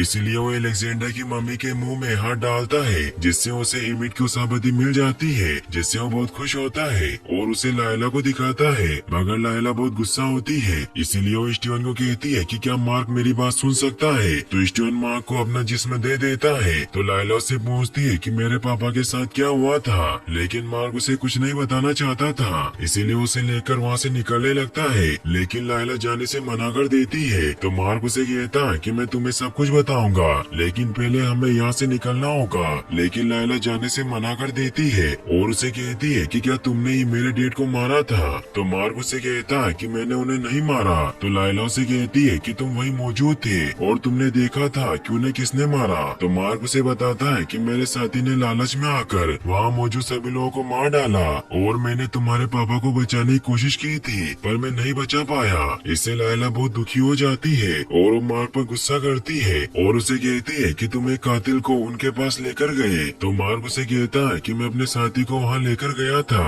मगर उसने मुझ पर भी हमला किया और उसने मुझे गोली मारी, मगर मैं खोंशू की वजह से बच गया और मैं तुम्हें यह बात कब से बताना चाहता था, लेकिन मुझे कभी हिम्मत नहीं हुई। तभी आर्थर और उसके साथी आने लग जाते हैं। तो लायला उसावती लेकर वहाँ से निकलने का दूसरा रास्ता ढूंढने लग जाती है और मार्क आर्थर के लोगों का सामना करने के लिए तैयार हो जाता है। तभी वहाँ आर्थर अपने साथियों के साथ आ जाता है, जिन सब के पास गन होती है, लेकिन मार्क उन पर अटैक करके 3 लोगों को मार देता है। लेकिन तभी आर्थर अपनी पॉकेट में से गन निकालकर मार्क को गोली मार देता है, जिससे मार्क पानी में गिर जाता है। लायला इससे काफी दुखी हो जाती है। मार्क पानी की गहराइयों में समाता चला जाता है, जिससे जब मार्क की आँख खुलती है तो एक साइकियाट्रिक हॉस्पिटल में होता है, जहाँ वो सभी इंसान होते हैं जिन्हें मार्क जानता था। यहाँ तक कि वहाँ वो इंसान भी होते हैं जो मार्क के सामने मारे गए थे। मार्क शीशे में देखकर स्टीवन को आवाज लगाने लगता है, लेकिन तभी वो नीचे गिर जाता है, क्योंकि वो पट्टे से बंधा हुआ था और उसके हाथ से मून नाइट की डोल गिर जाती है, जिससे ऐसा लगता है कि जैसे अभी तक जो कुछ भी हो रहा था वो सब माँ के दिमाग की कल्पना थी। माँ को हीरो के पास लेकर जाया जाता है जो कि एक मेन थेरेपिस्ट था, जो माँ को विश्वास दिलाने की कोशिश करता है कि जो कुछ भी अभी तक हुआ है वो सिर्फ उसके दिमाग का भ्रम था और स्टीवन नाम की उसके अंदर कोई शख्सियत मौजूद नहीं है। और वो स्टीवन की जो शख्सियत महसूस कर रहा था वो टॉम बस्टर मूवी का हीरो स्टीवन ग्रांट है। लेकिन तभी माँ को याद आता है कि हीरो ने उसे गोली मारी थी, जिससे उसे पता चल जाता है कि ये सब आर्थर का इल्यूजन है और ये सारी चीजें असली नहीं है। इसीलिए वहाँ से भागने लगता है तो आर्थर के आदमी उसे रोकने की कोशिश करते हैं, लेकिन मार्क उन पर हमला करके भागने लगता है। वो उन दोनों से बचने के लिए वॉशरूम में छिप जाता है जहाँ माँ को एक ताबूत दिखाई देता है जिसमें से स्टीवन की आवाज आ रही थी। इसीलिए जब मार्क उसे खोलता है तो उसमें से स्टीवन बाहर आता है और वो दोनों एक दूसरे को अलग अलग बॉडी में देखकर बहुत खुश होते हैं और एक दूसरे को गले लगा लेते हैं। मार्क स्टीवन से कहता है कि क्या तुम्हें याद है कि आखिरी बार क्या हुआ था? तो स्टीवन उसे कहता है कि उन्होंने हमें गोली मारी थी, जिससे मार्क खुश होता है कि उन दोनों को सब याद है और ये जगह आर्थर का बनाया गया एक जाल है। इसीलिए वहाँ से भागने लगते हैं जहाँ उन्हें एक और ताबूत दिखाई देता है, क्योंकि स्टीवन के अंदर माँ के अलावा एक और सेक्शन मौजूद थी, जिससे हमें वो ब्लैकआउट सीन दिखाए जाते थे जिसमें मार्क लोगों को मार देता था। लेकिन मार्क उस ताबूत पर ध्यान नहीं देता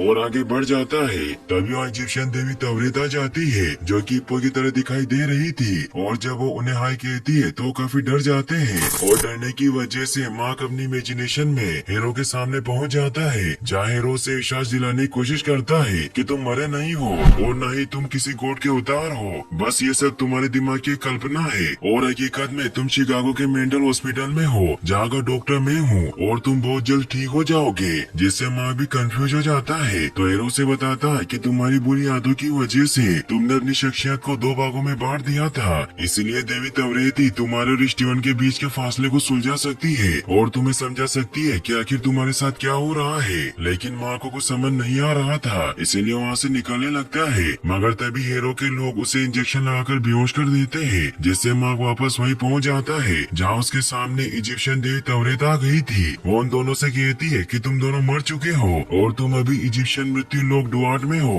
और तुम्हें रूह के मैदान की तरफ लेकर जाया जा रहा है। मगर मार्क को विश्वास नहीं होता और उससे अब हीरो की बातों से लगने लग गया था कि ये सब उसके दिमाग का वहम है। लेकिन स्टीवन समझ जाता है कि वो हिप्पो देवी तवरेत है जो औरतों और बच्चों की देवी है जो हमें यहाँ मुक्ति का रास्ता दिखाने आई है। तो मार्क तवरेत से पूछता है कि क्या मृत्यु लोक है जहाँ मरने के बाद जाते हैं? तो तवरेत उन्हें बताती है कि इंसानी दिमाग के लिए डुआर्ट की असलियत जानना नामुमकिन है, इसीलिए तुम्हें जगह उस रूप में नजर आएगी जिससे तुम वाकिफ हो। लेकिन स्टीवन को समझ नहीं आता कि हमारे दिमाग में ये दुनिया मेंटल हॉस्पिटल की तरह क्यों है। मगर मार्क को हीरो की बातों से विश्वास हो गया था कि वो पागल है, इसीलिए स्टीवन को कहता है कि हम पागल हो गए हैं और हम जो कुछ भी देख रहे हैं जैसे कि ये देवी और मेंटल हॉस्पिटल ये सब हमारे दिमाग का वहम है। और वो स्टीवन को डॉक्टर हीरो के पास ले जाने के लिए गेट खोलता है, लेकिन वो देखता है कि वो एक चलती हुई नाव के ऊपर है जो उन्हें रूह की दुनिया में ले जा रही थी, जिससे माँ को विश्वास हो जाता है कि वो पागल नहीं है और तवरेत सच में मौजूद है और वो अभी मृत्यु लोक में है। इससे वो बहुत खुश होते हैं और वो पूछता है कि हम कहाँ जा रहे हैं। तो स्टीवन उसे बताता है कि हम आरो की तरफ सुकून के मैदान के पास जा रहे हैं। तवरेत बताती है कि अगर तुम्हारे दिल में कोई बोझ नहीं होगा तो तुम हमेशा स्वर्ग में सुकून के मैदान में रहोगे। फिर तवरेत उन दोनों के सीने में हाथ डालकर उनके दिल बाहर निकाल लेती है और वो इंसाफ के तराजू में दिल को और सच के पंख को तोलने जाती है। स्टीवन मार्क को बताता है कि प्राचीन इजिप्शियन मानते थे कि इंसान के दिल में उनके जीवन का पूरा कच्चा चिट्टा होता है और अगर सफर खत्म होने तक दिल पंख जितना हल्का हुआ तो रूह को सुकून के मैदान यानी कि स्वर्ग में जाने दिया जाएगा। और तवरेत उन्हें बताती है कि अगर तुम्हारा दिल भारी होगा तो तुम्हें इस जहाज से नीचे फेंक दिया जाएगा, जिससे मौत के बाशिंदे तुम्हें दुआट यानी कि रेगिस्तान में घसीट लेंगे जहाँ तुम हमेशा पत्थर की मूर्ति बनकर फंसे रहोगे और यही इस जहाज का नियम है। लेकिन मैं चाहती हूँ कि तुम दोनों स्वर्ग में जाओ। तभी वो देखती है कि न्याय का तराजू बहुत तेजी से मूवमेंट कर रहा है और उन दोनों को बताती है कि तुम्हारे दिल में कुछ कमी है और अगर तुम्हारे दिल पंख जितने हल्के नहीं हुए तो तुम्हारी रूह दुआट में जम जाएगी। तो स्टीवन तवरेत से पूछता है कि क्या आपके पास इसका कोई हल है। तो तवरेत उन्हें बताती है कि इस नाव में तुम्हारी जीवन की सारी यादें बसी है और मुझे लगता है कि तुम दोनों एक दूसरे से कुछ बातें छिपा रहे हो, इसीलिए तुम्हें अंदर जाकर उस सच का पता लगाना चाहिए और तुम्हें सब सुकून के मैदान आने से पहले करना होगा, वरना तुम दुआट में हमेशा के लिए जम जाओगे। तो मार्क और स्टीवन उसकी बात मानकर अंदर जाते हैं, जहाँ मार्क स्टीवन से कहता है कि हमें उस हिप्पो को मारकर इस जहाज पर कब्जा कर लेना चाहिए जिससे हम यहाँ से निकल सकते हैं। तो स्टीवन उसे कहता है कि हम ऐसा नहीं कर सकते,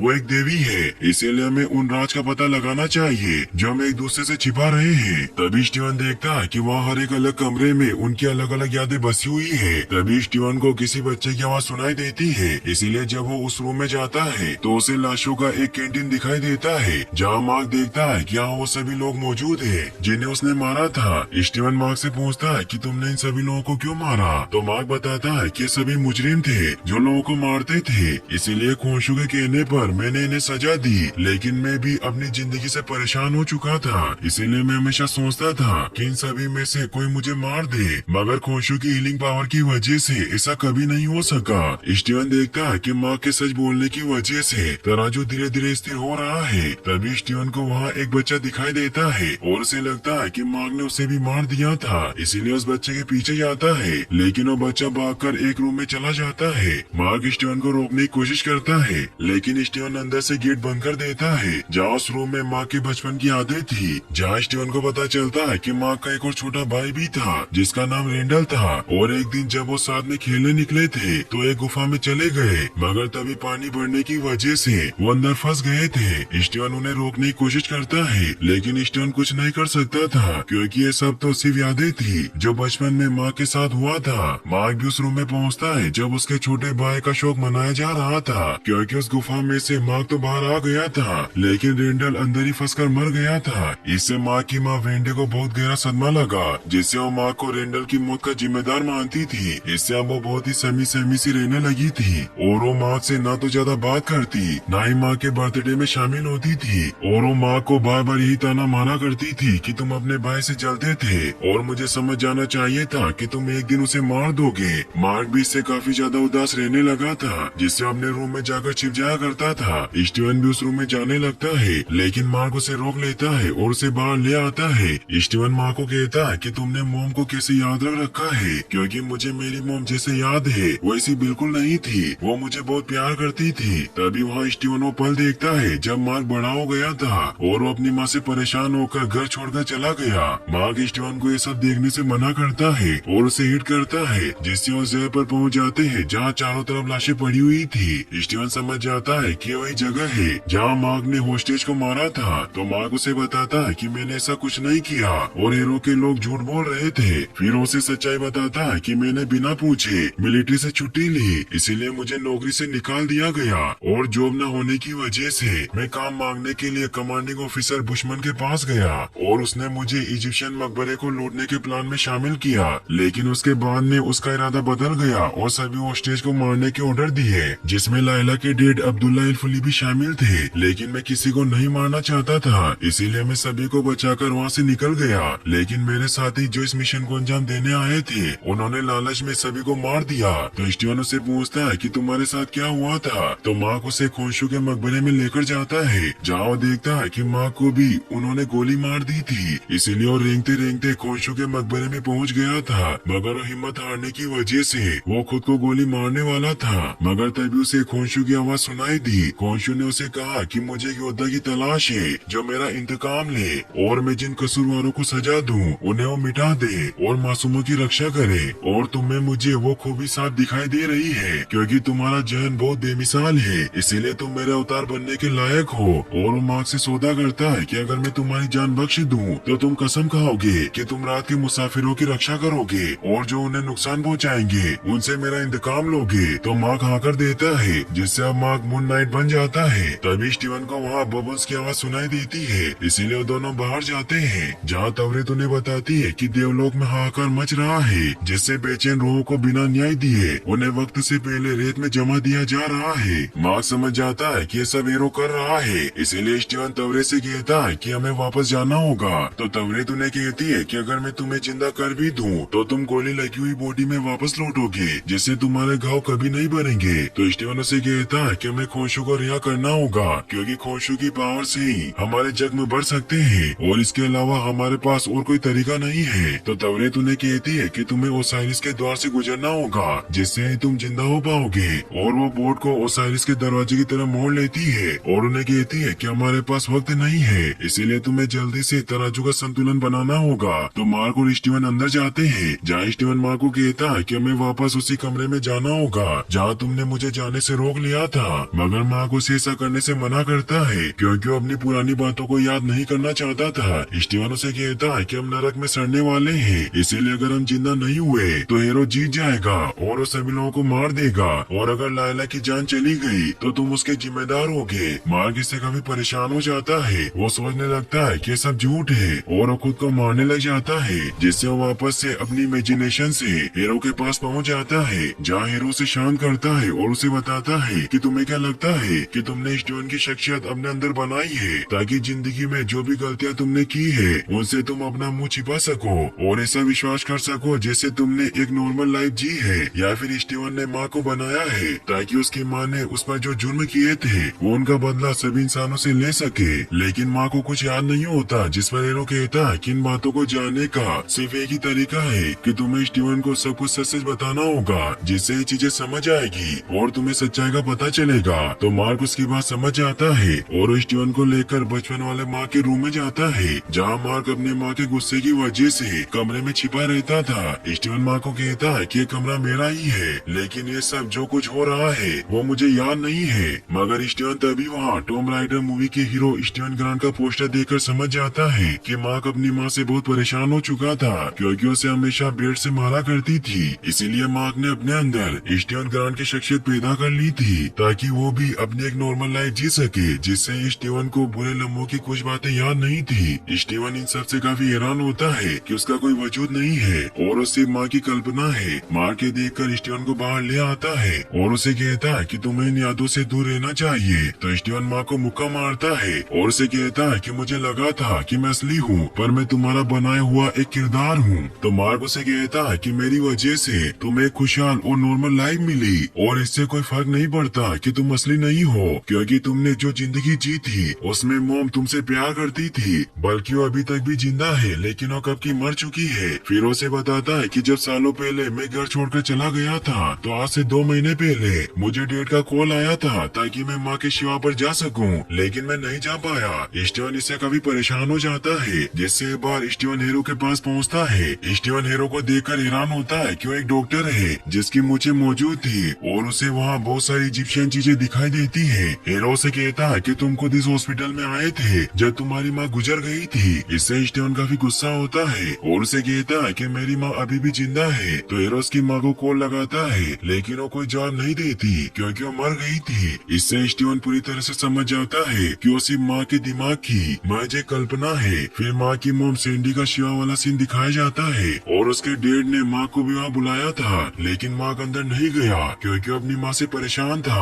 और उसे लगने लगा कि ये सब कुछ इसकी वजह से हुआ था और उसने अपने भाई की जान ली। मार्क इससे काफी टूट चुका था, जिससे उसके अंदर फिर से बचपन वाली स्टीवन ग्रांट की शख्सियत जाग गई थी, जिससे वो बार बार जब दुखी होता तो स्टीवन बन जाता था और उसे समझ नहीं आता कि वो कहाँ है और वो अपनी मोम को फोन लगाकर घर की तरफ निकल जाता था। स्टीवन भी वहाँ आ जाता है जहाँ मार्क उसे बताता है कि यही वो 2 महीने पहले का दिन था जब मोम का शिवा था और इसी दिन से हम दोनों की जिंदगियाँ एक होने लगी। फिर उसे बताता है कि मैं मोम के शिवा में जाना चाहता था लेकिन मैं नहीं जा पाया क्योंकि मैंने ही अपने भाई की जान ली थी। तो स्टीवन उसे बताता है कि तुम्हारी माँ ने तुम्हारे साथ गलत किया क्योंकि तुम जानबूझकर अपने भाई को गुफा में नहीं लेकर गए थे, बस तुम खेल रहे थे क्योंकि उस वक्त तुम भी एक बच्चे थे। तभी अचानक वहाँ भूकंप आने लगते हैं क्योंकि जहाज रुक चुका था और वो ओसाइरिस के इंसानी दुनिया के द्वार के पास पहुँच जाते हैं। मार्क और स्टीवन जब बाहर आते हैं तो तवरे से पूछते हैं कि हम ओसाइरिस के द्वार को कैसे खोल सकते हैं। तो तवरे उन्हें कहती है कि मैं तुम्हारी कोई मदद नहीं कर सकती क्योंकि तराजू स्टेबल नहीं हुआ, इसीलिए द्वार के बाशिंदे तुम्हें पकड़ने आएंगे। तभी वहाँ रेस से बाशिंदे उन्हें पकड़ने के लिए जहाज पर आने लगते हैं, जिससे स्टीवन डरकर पीछे छिप जाता है और मार्क उनसे लड़ने लगता है लेकिन उसे पकड़ लेते हैं और उसे जहाज से नीचे गिराने की कोशिश करने लगते हैं। ये देखकर स्टीवन मार्क को बचाने के लिए उन पर हमला करने लगता है क्योंकि वो समझ गया था कि मार्क अगर लोगों से लड़ सकता है तो वो भी लड़ सकता है क्योंकि वो दोनों एक ही है और वो एक एक करके सभी को खत्म कर देता है। ये देखकर मार्क भी खुश होता है, लेकिन तभी नीचे से एक और बाशिंदा आकर मार्क को पकड़कर उसे नीचे गिराने की कोशिश करता है, जिससे स्टीवन जब उसे रोकने जाता है तो वो खुद उस बाशिंदे के साथ नीचे द्वार में गिर जाता है है। मार्क इससे काफी डर जाता है और वो स्टीवन को आवाज लगाता है क्योंकि वो अब उसे नहीं खोना चाहता था। स्टीवन भी वापस जहाज पर जाने की कोशिश करता है लेकिन वो पत्थर की तरह जम जाता है। मार्क तवरेत को बोट रोकने को कहता है लेकिन वो कुछ नहीं कर सकती थी। तभी वो देखती है कि अब तराजू स्टेबल हो गया है जिससे मार्क सुकून के मैदान में पहुंच जाता है। फिर अब हमें असली दुनिया में दिखाया जाता है कि हीरो के लोग मार्क की बॉडी को पानी से बाहर निकाल लेते हैं। हीरो मार्क से एमिट की साबती हासिल कर लेता है और वो मार्क से माफी मांगता है कि मैं तुम्हें मारना नहीं चाहता था मगर तुमने मुझे मारने पर मजबूर किया और स्क्रैप को मार्क की बॉडी पर रख देता है। लायला भी वही छिपी हुई होती है और वो आर्थर के एक आदमी को मार देती है मगर हीरो इस बात पर ध्यान नहीं देता क्योंकि सभी इस बात के लिए खुश थे कि उन्हें एमिट मिल गई। फिर हीरो एमिट की पावर से अपने स्टाफ को एक्टिवेट करके उसे एमिट की छड़ी में तब्दील कर देता है और गिजा के पिरामिड की तरफ निकल जाते हैं। लायला माँ के मरने की वजह से काफी दुखी हुई उसे हक कर लेती है और डिसाइड करती है कि वो हीरो को खत्म कर देगी और वो स्क्रैप लेकर आर्थर के आदमियों में शामिल हो जाती है। वो गिजा के पिरामिड की तरफ आगे बढ़ने लगते हैं लेकिन रास्ते में पुलिस उन्हें रोक लेती है क्योंकि उन सभी के पास गन्स थी। एक पुलिस ऑफिसर आर्थर से पासपोर्ट मांगता है लेकिन आर्थर उन्हें पासपोर्ट नहीं देता और एमिट की पावर से उन सभी की रूह निकालकर उन्हें मार देता है। उनमें से सिर्फ एक ही ऑफिसर जिंदा बचता है क्योंकि वो एक नेक इंसान था। फिर सभी लोग रास्ते से लाशें हटाने लगते हैं। लायला मौका देखकर हीरो को मारने की कोशिश करती है तभी वहाँ पड़ी डेड बॉडी से तवरेत लायला से बात करती है और लायला को बताती है कि मार्क ने तुम्हें रोकने को कहा है क्योंकि तुम अकेले हीरो को नहीं मार सकती। मगर लायला को कुछ समझ नहीं आता और उसे कहती है कि मार्क मर गया है तो तवरेत उसे कहती है कि मैं भी मरे हुए लोगों के जरिए बोल रही हूँ इसीलिए तुम मेरी बात सुनो और उसे बताती है कि हीरो को अकेले रोकना तुम्हारे बस की बात नहीं। इसीलिए माँ को दोबारा जिंदा करने के लिए खोशु की शबद्दी को तोड़कर उसे आजाद करना होगा जिसे देवताओं के कक्ष में रखा गया है और इस काम में मैं तुम्हारी मदद करूंगी इसीलिए तुम मेरी अवतार बन जाओ। लेकिन लायला मना कर देती है और उसे कहती है कि मैं खुद उसका सामना करूंगी और वो हीरो की गाड़ी में बैठकर गिजा की पिरामिड की तरफ निकल जाती है क्योंकि उसके अंदर ही देवताओं का कक्ष था। हीरो पिरामिड पर पहुंचकर एमिट की शक्ति से द्वार को तोड़ने लग जाता है। ओसाइरिस के अवतार सेलिम और बाकी अवतारों को भी इस बात का पता चल जाता है कि हीरो एमिट को रिहा करवाने आ रहा है। तभी हीरो दरवाजे को तोड़कर अपने आदमियों के साथ अंदर आ जाता है। ओसाइरिस और बाकी अवतार हीरो का सामना करने की कोशिश करते हैं लेकिन उसकी शक्ति के सामने टिक नहीं पाते। लायला मौका देखकर खोशु को आजाद करवाने के लिए देवताओं के कक्ष में जाती है जहाँ खोशु की शाबदी को ढूंढ लेती है। वही हीरो भी एमिट की शाबदी को तोड़ देता है जिससे एमिट आजाद हो जाती है क्योंकि सिर्फ देवताओं के कक्ष में मूर्ति तोड़ने पर ही कैद देवता आजाद हो सकते थे। एमिट बिल्कुल एक मगरमच्छ की तरह दिखाई दे रही थी। वो हीरो को कहती है कि तुमने मुझे आजाद किया मगर तुम भी बुरे हो क्योंकि तुम्हारा तराजू डगमगा रहा है। तो हीरो से कहता है कि मुझे लगा था कि अगर मैं रोज कांच पर चलकर दर्द सहूंगा तो शायद पाप मिट जाएंगे लेकिन मैं गलत था इसीलिए तराजू मुझे जो सजा देगा वो मुझे कबूल होगी। तो एमिट उसे बताती है कि तराजू के डगमगाने की वजह तुम्हारा आने वाला कल है मगर मैं तुम्हें नहीं मारूंगी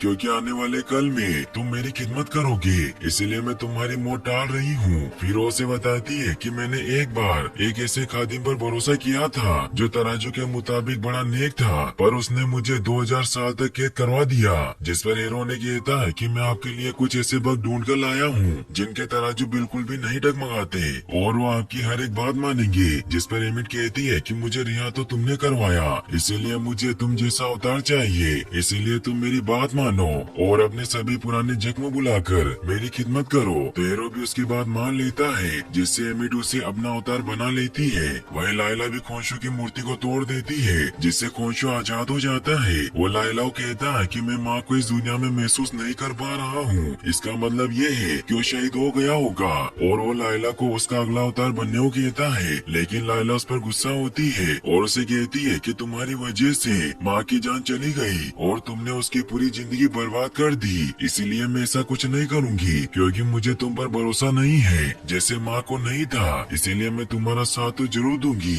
लेकिन तुम्हारी गुलामी नहीं करूँगी। तो खोशु भी मान जाता है और वो लायला को कहता है कि हमें एमिट को फिर से कैद करना होगा और ये सिर्फ अवतार ही कर सकता है लेकिन लायला उसकी बात नहीं सुनती। वही एमिट अपने अवतार हीरो और बाकी सभी लोगों को लेकर कायरो के पापी लोगों को मारने के लिए निकलने लगती है ताकि वो इस दुनिया को स्वर्ग बनाने की शुरुआत कर सके। मगर तभी खोशु ने रोकने आ जाता है। खोशु एमिट को कहता है कि मैं तुम्हें कामयाब नहीं होने दूंगा। खोशु को आजाद देख हीरो समझ समझ जाता है कि कोई देवताओं के कक्ष में घुस आया है, इसीलिए अपने आदमियों से उस शख्स को ढूंढने को कहता है। वही हमें माँ को दिखाया जाता है जो सुकून के मैदान में पहुँच गया था। तौरेत उसे कहती है कि तुम्हारे दिल का बोझ हट गया है, इसीलिए तराजू डगमगा नहीं रहा और तुम्हारा सफर पूरा हो गया है और तुम यहाँ स्वर्ग में आ गए हो। मार्क महसूस करता है कि उसे यहाँ बहुत सुकून महसूस हो रहा है, लेकिन उसे स्टीवन का ख्याल आता है, इसीलिए वो तवेरेत से कहता है कि स्टीवन का क्या होगा। तो तवेरेत कहती है कि वो अब नहीं रहा क्योंकि वो द्वार में जम गया, इसीलिए अब तुम यहाँ सुकून से रहो। लेकिन मार्क स्टीवन के बिना नहीं रह सकता था क्योंकि स्टीवन ने उसकी हर बुरी घड़ी में उसका साथ दिया था, इसीलिए वो तवेरेत को कहता है कि हमें उसे बचाना होगा। जिस पर तवेरेत उसे कहती है कि तुम ऐसा नहीं कर सकते क्योंकि अगर तुम एक बार वापस द्वार में चले गए तो तुम सुकून के मैदान में वापस नहीं लौट पाओगे। मगर माँ किसी भी हाल में स्टीवन को बचाना चाहता था, इसीलिए वो वापस पीछे भागता है, जिससे वो द्वार में पहुंच जाता है जहाँ उसे ओसाइरिस के द्वार के पास स्टीवन की बॉडी नजर आ जाती है। वही पिरामिड में एमिट खोशो कहती है कि मैं बुराई का नामो निशान मिटाकर अपना फर्ज निभाऊंगी। तो खोशो से कहता है कि तुम्हारा अवतार पापी है और तुम कोई न्याय नहीं कर रही हो,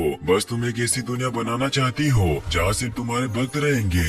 और वो दोनों आपस में फाइट करने लग जाते हैं। वही मार्क स्टीवन की मूर्ति के पास जाकर उसे कहता है कि मैं तुम्हारी वजह से अपनी जिंदगी जी पाया क्योंकि मैं अकेला नहीं था, हमेशा तुम मेरे साथ थे, मगर मैं तुम्हें नहीं बचा पाया, जिससे वो काफी इमोशनल हो जाता है। तभी वो भी रेत में जमने लगता है, मगर वो अपना दिल स्टीवन के हाथ में रखकर उसे पकड़ लेता है और उसे कहता है कि तुम मेरी असली सुपर पावर हो और मैं तुम्हें छोड़कर कभी नहीं जाऊंगा। तभी वो पूरी तरह से जम जाता है, लेकिन तभी ओसाइरिस का द्वार खुल जाता है, जिससे रूह वापस दुनिया में जा सकती थी और स्टीवन और मार्क भी वापस ठीक हो जाते हैं और वो दोनों एक दूसरे से मिलकर खुश होते हैं। मगर तभी वहाँ द्वार में रेत का तूफान आने लगता है, लेकिन तभी वहाँ तवरेत आ जाती है, जिससे ओसाइरिस ने उसे यहाँ उनकी मदद करने भेजा था क्योंकि उसे एहसास हो गया था कि वह हीरो को लेकर गलत थे और इसीलिए उसने वो दरवाजे खोले थे। मार्क और स्टीवन द्वार की तरफ बढ़ते हैं, जिससे वो वापस अपने जिस्म में पहुँच जाते हैं। वही एमिट खोशो को मारने लगती है क्योंकि वो बिना अपने अवतार के कमजोर था। तभी खोशो को मार्क की आत्मा महसूस हो जाती है, इसीलिए वहाँ से निकल जाता है। वही मार्क मून नाइट के सूट में आ जाता है, जिससे उसकी बॉडी में मौजूद बुलेट भी निकल जाती है। फिर वो मकबरे से बाहर आता है जहाँ खोशो भी मौजूद था। खोशो माँ को बताता है कि एमिट आजाद हो चुकी है और मैं उसे नहीं रोक पाया क्योंकि उसे रोकने की मेरे अंदर ताकत नहीं थी, इसलिए मुझे तुम्हारी मदद चाहिए।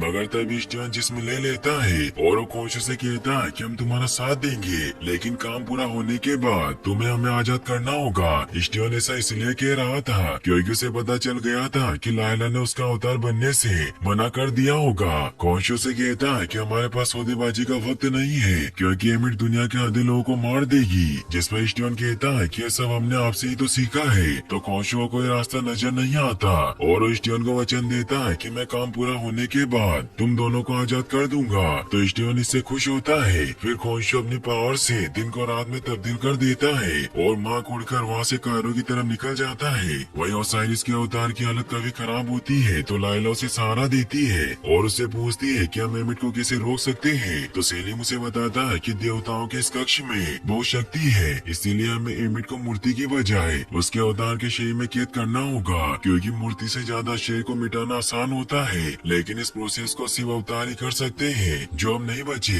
ये कहकर वो अपना दम तोड़ देता है। तभी लायला को तवरेत के बारे में याद आता है कि उसके अवतार बन सकती है, इसीलिए वो तवरेत को आवाज लगाती है, जिससे तवरेत सेलिम की बॉडी में आ जाती है और वो लायला को अपना अवतार बना लेती है। लेकिन हीरो भी तवरेत की आवाज सुन लेता है, इसीलिए उस तरफ अटैक करता है ताकि वो लायला को मार सके। लेकिन लायला वहाँ से भागने लगती है, मगर उसकी बॉडी में तवरेत की आत्मा आती है और उसे बताती है कि हमें इस काम में बहुत मजा आएगा और तुम्हारे डेड भी इससे खुश होंगे क्योंकि मैंने ही उन्हें सुकून के मैदान में छोड़ा था। फिर वो लायला को कहती है कि मैंने अपने लिए एक बहुत ही अच्छा कॉस्ट्यूम बनाया है, लेकिन तभी वहाँ उन पर पत्थर गिर जाते हैं। मगर लायला तवरेत के सूट की वजह से बच जाती है क्योंकि लायला का सूट बहुत स्पेशल था। हीरो पिरामिड के ऊपर चला जाता है और वो एमिट की पावर को एक्टिवेट करने लगता है, जिससे एमिट के सभी भक्त हर एक इंसान को परखने लग जाते हैं और उन सभी लोगों को मारने लगते हैं जिन्होंने फ्यूचर में या फिर पास्ट में पाप किए थे, जिससे उनकी आत्मा एमिट में समाने लग जाती है, जिससे उसका आकार बढ़ता जाता है। वही मार्क भी कायरो की तरफ बढ़ रहा होता है और वो कुछ ही देर में कायरो पहुंच जाता है, जिससे मार्क और हीरो में लड़ाई स्टार्ट हो जाती है। तभी खोशो भी वहाँ आ जाता है, जिससे खोशो और एमिट भी आपस में लड़ने लग जाते हैं मार्क और हीरो नीचे जमीन पर गिर जाते हैं, जहाँ हीरो मार्क को अपने स्टाफ की मदद से मारने लगता है, लेकिन तभी लायला वहाँ आकर उसे बचा लेती है। मार्क लायला और उसके सूट को देखकर बहुत खुश होता है। तभी स्टीवन भी जिस्म ले लेता है, जिससे वो भी लायला को देखकर बहुत खुश होता है। फिर वो दोनों मिलकर उनसे लड़ने लग जाते हैं, क्योंकि मिस्टर नाइट यानी कि स्टीवन अब लड़ना सीख गया था और अपने ट्रंचियन से एक एक करके सभी को मारने लग जाता है। और जिस वक्त पर स्टीवन कमजोर पड़ता,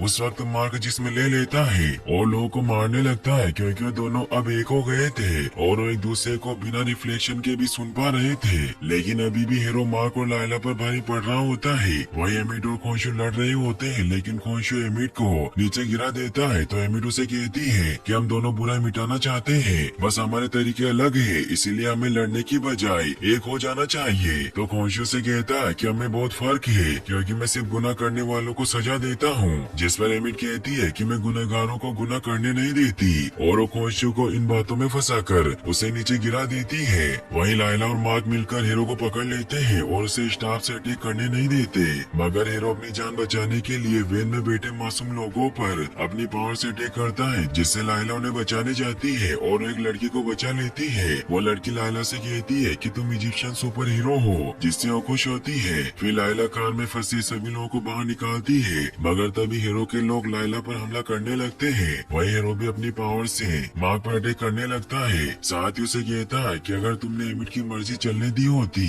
तो तुम्हारे भाई रेंडल की जान बच जाती, क्योंकि तुम कब के मर गए होते और तुम्हारा परिवार हमेशा खुश रहता। और वो मार्क पर जोरदार अटैक करता है और लायला को कार पर फंसा देता है, जिससे मार्क इंजर्ड हो जाता है। वही एमिट भी खोशू को इंजर्ड कर देती है और हीरो अपने स्टाफ से पूरी तरीके से मार्क को खत्म करने लगता है, जिससे एक पल तो ऐसा लगता है जैसे एमिट की जीत हुई। लेकिन तभी मार्क में मौजूद तीसरी शख्सियत जाग जाती है, जो हीरो के सभी लोगों को मार देती है, लेकिन वो हीरो को जिंदा छोड़ती है, मगर उसकी हालत काफी खराब थी। मार्क और स्टीवन को कुछ समझ नहीं आता कि ये सब किसने किया। लायला मार्क से कहती है कि तुमने क्या किया, तो मार्क उसे कहता है कि मुझे कुछ याद नहीं है। तभी वो देखते हैं कि खोशू काफी इज्जत हो चुका है और एमिट उसे पकड़कर ले जा रही है। तो लायला मार्क को कहती है कि तुम हीरो को लेकर देवताओं के कक्ष में आओ, क्योंकि मैं एमिट को रोकने का तरीका जानती हूँ। फिर वो पिरामिड के अंदर देवताओं के कक्ष में पहुँचते हैं, जहाँ लायला मार्क को कहती है कि इस कमरे की शक्ति एमिट को हीरो से जोड़ देगी, जिससे एमिट हीरो के शरीर में चली जाएगी। फिर वो दोनों हाथ पकड़कर मंत्र बोलने लग जाते हैं। वही एमिट खोशू को मार रही होती है। वो खोशू को कहती है कि हम इस दुनिया को हमारा स्वर्ग बना सकते थे, जिस पर खोशू कहता है कि अब देर हो चुकी है और तुम्हारा अंत आ गया। तभी वो धीरे धीरे वहाँ से गायब होने लगती है और उसके अवतार हीरो की बॉडी में समा जाती है। खोशू मार्क को हीरो को खत्म करने को कहता है, ताकि हीरो के साथ साथ एमिट भी खत्म हो जाए। तो मार्क भी उसकी बात मानकर उसे मारने लगता है, लेकिन लायला उसे ऐसा करने से मना करती। उसे कहती है कि तुम्हारे पास रास्ता चुनने की आजादी है। तो खोशू ने कहते हैं कि तुम्हें से मारना ही होगा, क्योंकि हम एमिट के फिर से आजाद होने की गुंजाइश नहीं छोड़ सकते। लेकिन मार्क ऐसा नहीं करता और से कहता है कि अगर तुम चाहते हो कि मर जाए तो तुम खुद ही से मार दो। फिर वो खोशू को उसे मुक्त करने को कहता है, तो खोशू भी उसकी बात मान लेता है और वो मार्क से अपनी सारी शख्सियत छीन लेता है, जिससे स्टीवन वापस अपनी ख्याली दुनिया में हीरो के पास पहुंच जाता है। जहाँ स्टीवन हीरो से पूछता है कि क्या खोशू और एमिट सच में होते हैं, तो हीरो से कहता है कि ऐसा कुछ नहीं होता, ये सब तुम्हारे दिमाग का वहम है। मगर स्टीवन और मार्क देखते हैं कि हीरो के पैरों में खून लगा हुआ है, जिससे मार्क उसे कहता है कि तुम जितने समझदार लगते हो तुम उतने समझदार नहीं हो। और वो समझ जाता है कि ये सब उसके दिमाग का वहम है, इसीलिए वो हीरो को गुड बाय कहता है। और जब उसकी आँख खुलती है तो अपने घर के बेड पर होता है। मार्क स्टीवन से बात करता है और उसे कहता है कि मुझे यकीन नहीं हो रहा कि तुम ऐसी जगह पर रहते थे। फिर वो आगे बढ़ता है, लेकिन पट्टे की वजह से वो नीचे गिर जाता है। फिर हमें एक मेंटल हॉस्पिटल को दिखाया जाता है, जहाँ हीरो को रखा हुआ था। तभी मार्क की तीसरी शख्सियत जेक हीरो को हॉस्पिटल से बाहर ले आता है, जहाँ के आदमियों को उसने पहले मार दिया था। और वो हीरो को बाहर लाकर अपनी रोल्स रॉयस कार में फेंक देता है, जहाँ खोशू भी मौजूद होता है। हीरो खोशू कहता है कि तुम मेरा कुछ नहीं बिगाड़ सकते, क्योंकि मुझे मारने के लिए तुम्हारे पास अवतार का होना जरूरी है। तो खोशू से बताता है कि माँ का मानना था कि अगर वो मेरा साथ छोड़ देगा तो मैं उसकी वाइफ लायला को अपना अवतार बना लूंगा, लेकिन मुझे किसी और की जरूरत नहीं है, क्योंकि मेरे पास पहले से ही एक तीसरा अवतार है जो माँ की तीसरी शख्सियत है। मगर माँ को लगता है कि वो बीमार है, इसीलिए वो किसी भी जगह पर पहुँच जाता है और उसे कुछ याद नहीं होता। फिर वो हीरो को माँ की तीसरी शख्सियत जे एक लोकली से मिलवाता है जो एरो को जान से मार देता है। फिर वो हॉस्पिटल से निकल जाते हैं और इसी सस्पेंस के साथ ये सीजन यहीं पर एंड हो जाता है।